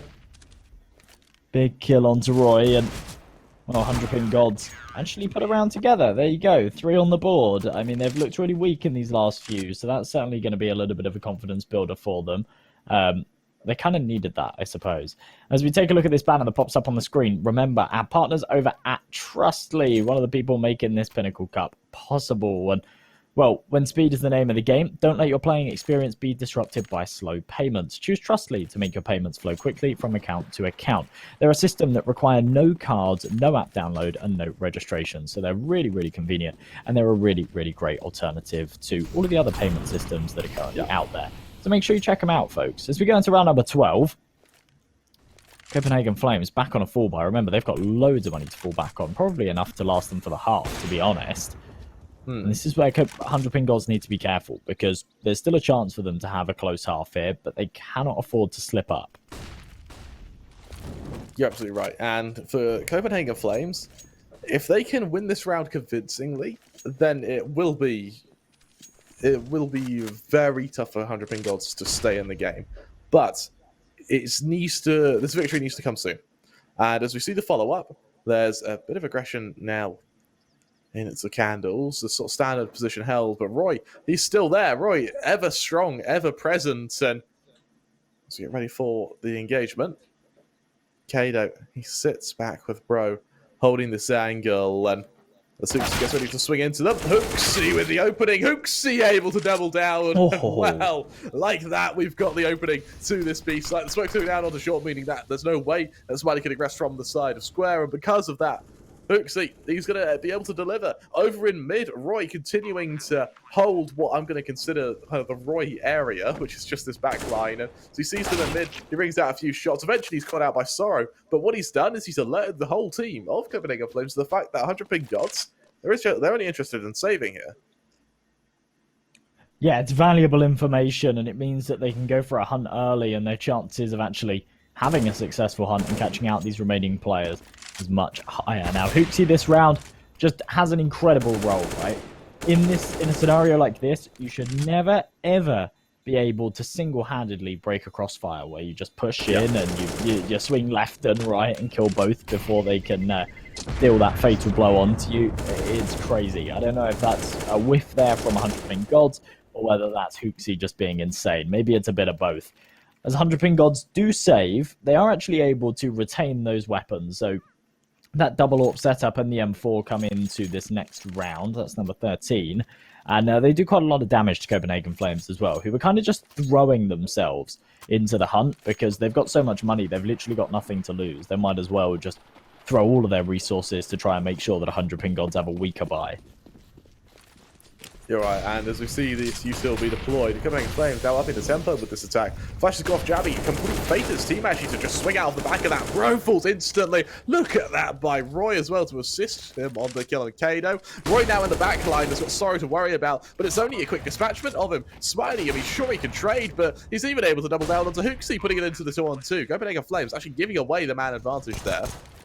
And through the smoke, that's a lot of damage done to Jabby, who may even just consider fighting Smiley on the angle now. That Molly should force him forward into his death now, leaving it all onto Winter in the 1v2. And while he tries to peek into Nikadars, unfortunately for him, the worry should be Jabby, who deletes him there. Wonderful round by Jabby. And Copenhagen Flames, their aggression is timed to perfection. With so much time left on that bomb, I feel like that's a big mistake from Smiley to actually peek into that molly as well. There were lots of kits around. He had time to just wait out the fire and then take the gunfight. But as soon as he runs into it, that's it. Jabby just hears him and can just pre-fire as soon as the peek comes in. Yeah. So that was always going to be his kill for the taking. 100PingGods with the max loss bonus. They are just continuing to force up. They're finding a few kills in all of these rounds now, so they've got just about enough to justify it. But it's not the best of buys. Smiley on that AWP, everybody else with the rifles, and not too much utility to work with. Winter down to the FAMAS defending A. Oh, that flash is just perfect though, Jabby. He's going to hard clear this site. Roy for one, Jabby for the second, and once again they just collapse. Smiley, he's going to try and go forward through the smoke, but in the process, he takes so much damage, he's just finished off. Solos of Bro on 8 HP. What on earth is this, Josh? Copenhagen Flames now 11-3 up, and for 100PingGods, what could be really done here to change? I don't know. If I had the answer, I'd be a coach, and not a coach that just stands behind the players and hypes them up. An actual coach with An a actual brain. coach. Wow. Yeah, I was doing that last Saturday. That's what I was Hype doing. coach Even or actual after coach? hype coach. Even after my close call with death, I was hype coaching. I really enjoy it actually. I think I'm going to do it more. Okay. Who are you going to do it to? Because Whoever will let me. There aren't many lands, are there? There aren't many lands, but whoever will let me. I'll pay my own fees. I'll come. My team out there has got a team that they're playing events with. Let me know. I come out. Basically, I just stand behind you and I just shake you and I just go, "Come on, boys!" and I hype you up. I stand behind you and I shake you. I give you shoulder massages between rounds. Yes. What more could you ask for, really? Not a lot, really. I think that's a big important part of a coach. I'm looking forward to the day when I think Complexity do this quite a lot. You know when you have Jason Lake at events and all he does is just scream, like it's just sort of hype his team up. I feel like he used to do that back in the day. I haven't seen that as much recently. Well, there haven't been any lands, have there? So. Well, yeah, but I mean in the last few years. That's true. But I'm looking forward to the next team that does that. Whatever the next team that does that, I will support them like fully. And I'm not sure if you saw the odds there. 24-1. I think our partners at Pinnacle slightly favour Copenhagen Flames here. Yeah, I'm not surprised either. Yeah, I'm really not surprised. This is a rough one for 100PingGods, and you can see kind of in this boot camp room, this team house or whatever you call it. There's normally I don't really know. I don't really know how to describe it. When things are good, things are great. Like you can see the team, they're hyped up, they're feeling good. Here they're just looking a little bit defeated, to be honest. It doesn't seem like there's any communication between these guys where they're saying like, okay, we've got this. I don't see a coach kind of standing behind them and providing that kind of support. It just looks like they're defeated. I don't know. Yeah, maybe it is. Maybe I'm there to stand behind them and give them back rubs and say, it's okay, boys. Just calm down, focus. But yeah, I don't know. Big pissed around for them so far, but the retake still could come through. There's plenty of time for it. Yep, 3-on-3. Zyphon caught out by Kado, though. Keeps him a man up. And with Jabby trading again. Now with Winter's location, no. While it's messy by Jabby, he's caught out there. Massive whiff by Jabby. Leaving Nikodos in the 1v2. He's good for one. He turns 180. He doesn't have a kit, though. As he taps that bomb once. We see the swing from Smiley. Switches to the USP. No kill means that 100PingGods will make it 4. And I mean, it's the faintest glimmer of hope. But that's about it, really. And as we wait to see what can be done in the defense of this kind of ancients, we'll have to wait to see what Copenhagen Flames could do next, because they're left in quite a... I mean, yeah, it's a strong spot, 12-3 up, but we saw on the MIBR endpoint game, that's not much in the grand scheme of things. Yeah, I suppose. I mean, what we saw in the endpoint MIBR game, I feel like may have been a little bit of a one-off. A beautiful headshot there from Hooksy, really solid stuff. And just to touch upon it, in the last round, Smiley actually played that really smart. As soon as he got that kit dropped in Donut, he just stayed there. He just sat on the kit. He knew that the likelihood of there being a secondary kit in play was very, very low. And as long as he had that one under wraps, then they had a major advantage once they had that bomb down. Now they've got a man disadvantage, though. They still have to face up against these Deagles. They've got the rifles behind them, but they're scared. You can see they're scared. They don't have a lot of confidence in this game at all. They're 12-4 down, and they're approaching everything with major caution. Nice kill from Kado, though. You're absolutely right. And, well, Zyphon! That's definitely a way to start a round, as he just wipes 100PingGods there. 2 players left, and in a 4-on-2. I mean, sure, they got control of B, but they don't have control of this round, that's for sure. Oopsie, he sees him coming. He's able to assist the trade onto Kado, and with the control of the bomb, Winter, a 1v3. He needs to try and do it ungrimmets, because the second takes even the slightest bit of damage. These Deagles go from kind of scary to terrifying, and that can be very hard to wield now. When for the remaining members, 30 seconds left as well. Hooksy, he's caught out. I mean, it helps, but he deploys that smoke behind him. Copenhagen Flames not even worried about holding the bomb, they're worried about holding the site. And once again, having just outsmarted 100PingGods here, Winter, with 20 seconds left, has to get that bomb. He has to try and now book it back to the B site. But once he's on B, he has to get a plant. And even then, that's a tall order as Roy, he's already there. He's already waiting. And with 8 seconds left, he just can't risk that time. He plants in the smoke. Roy actually misses the player. Suddenly, this becomes very doable. As Winter gets the kill, Copenhagen Flames with a massive misplay. And now for Javi, as he gets ready to peek into Winter. Did he see him? He picks up the AK as he swings out.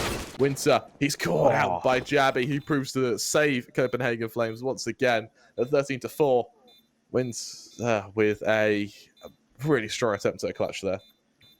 Yeah, unfortunately, his timing there at the end was just a bit rough, wasn't it? I think he might have just been spotted there by Javi. It was a misplay towards the end there from Copenhagen Flames. I feel like if someone's planting in the smoke, if you're not super confident on where they are and that you're able to kill them, you just can't give the spam there. You have to keep quiet, wait for your teammate to come in and support you. These two shots from Zyphon were just incredible. Realistically, they should be winning that first duel in most cases. Even if they don't win the first duel, that trade should be coming in 9 out of 10 times. But Zyphon is just so fast. They're not even given a split second to react. They have to, well, just eat it. Just eat the Deagle headshots. There's nothing more they can do about that one. Javi, big opening shot with the AWP.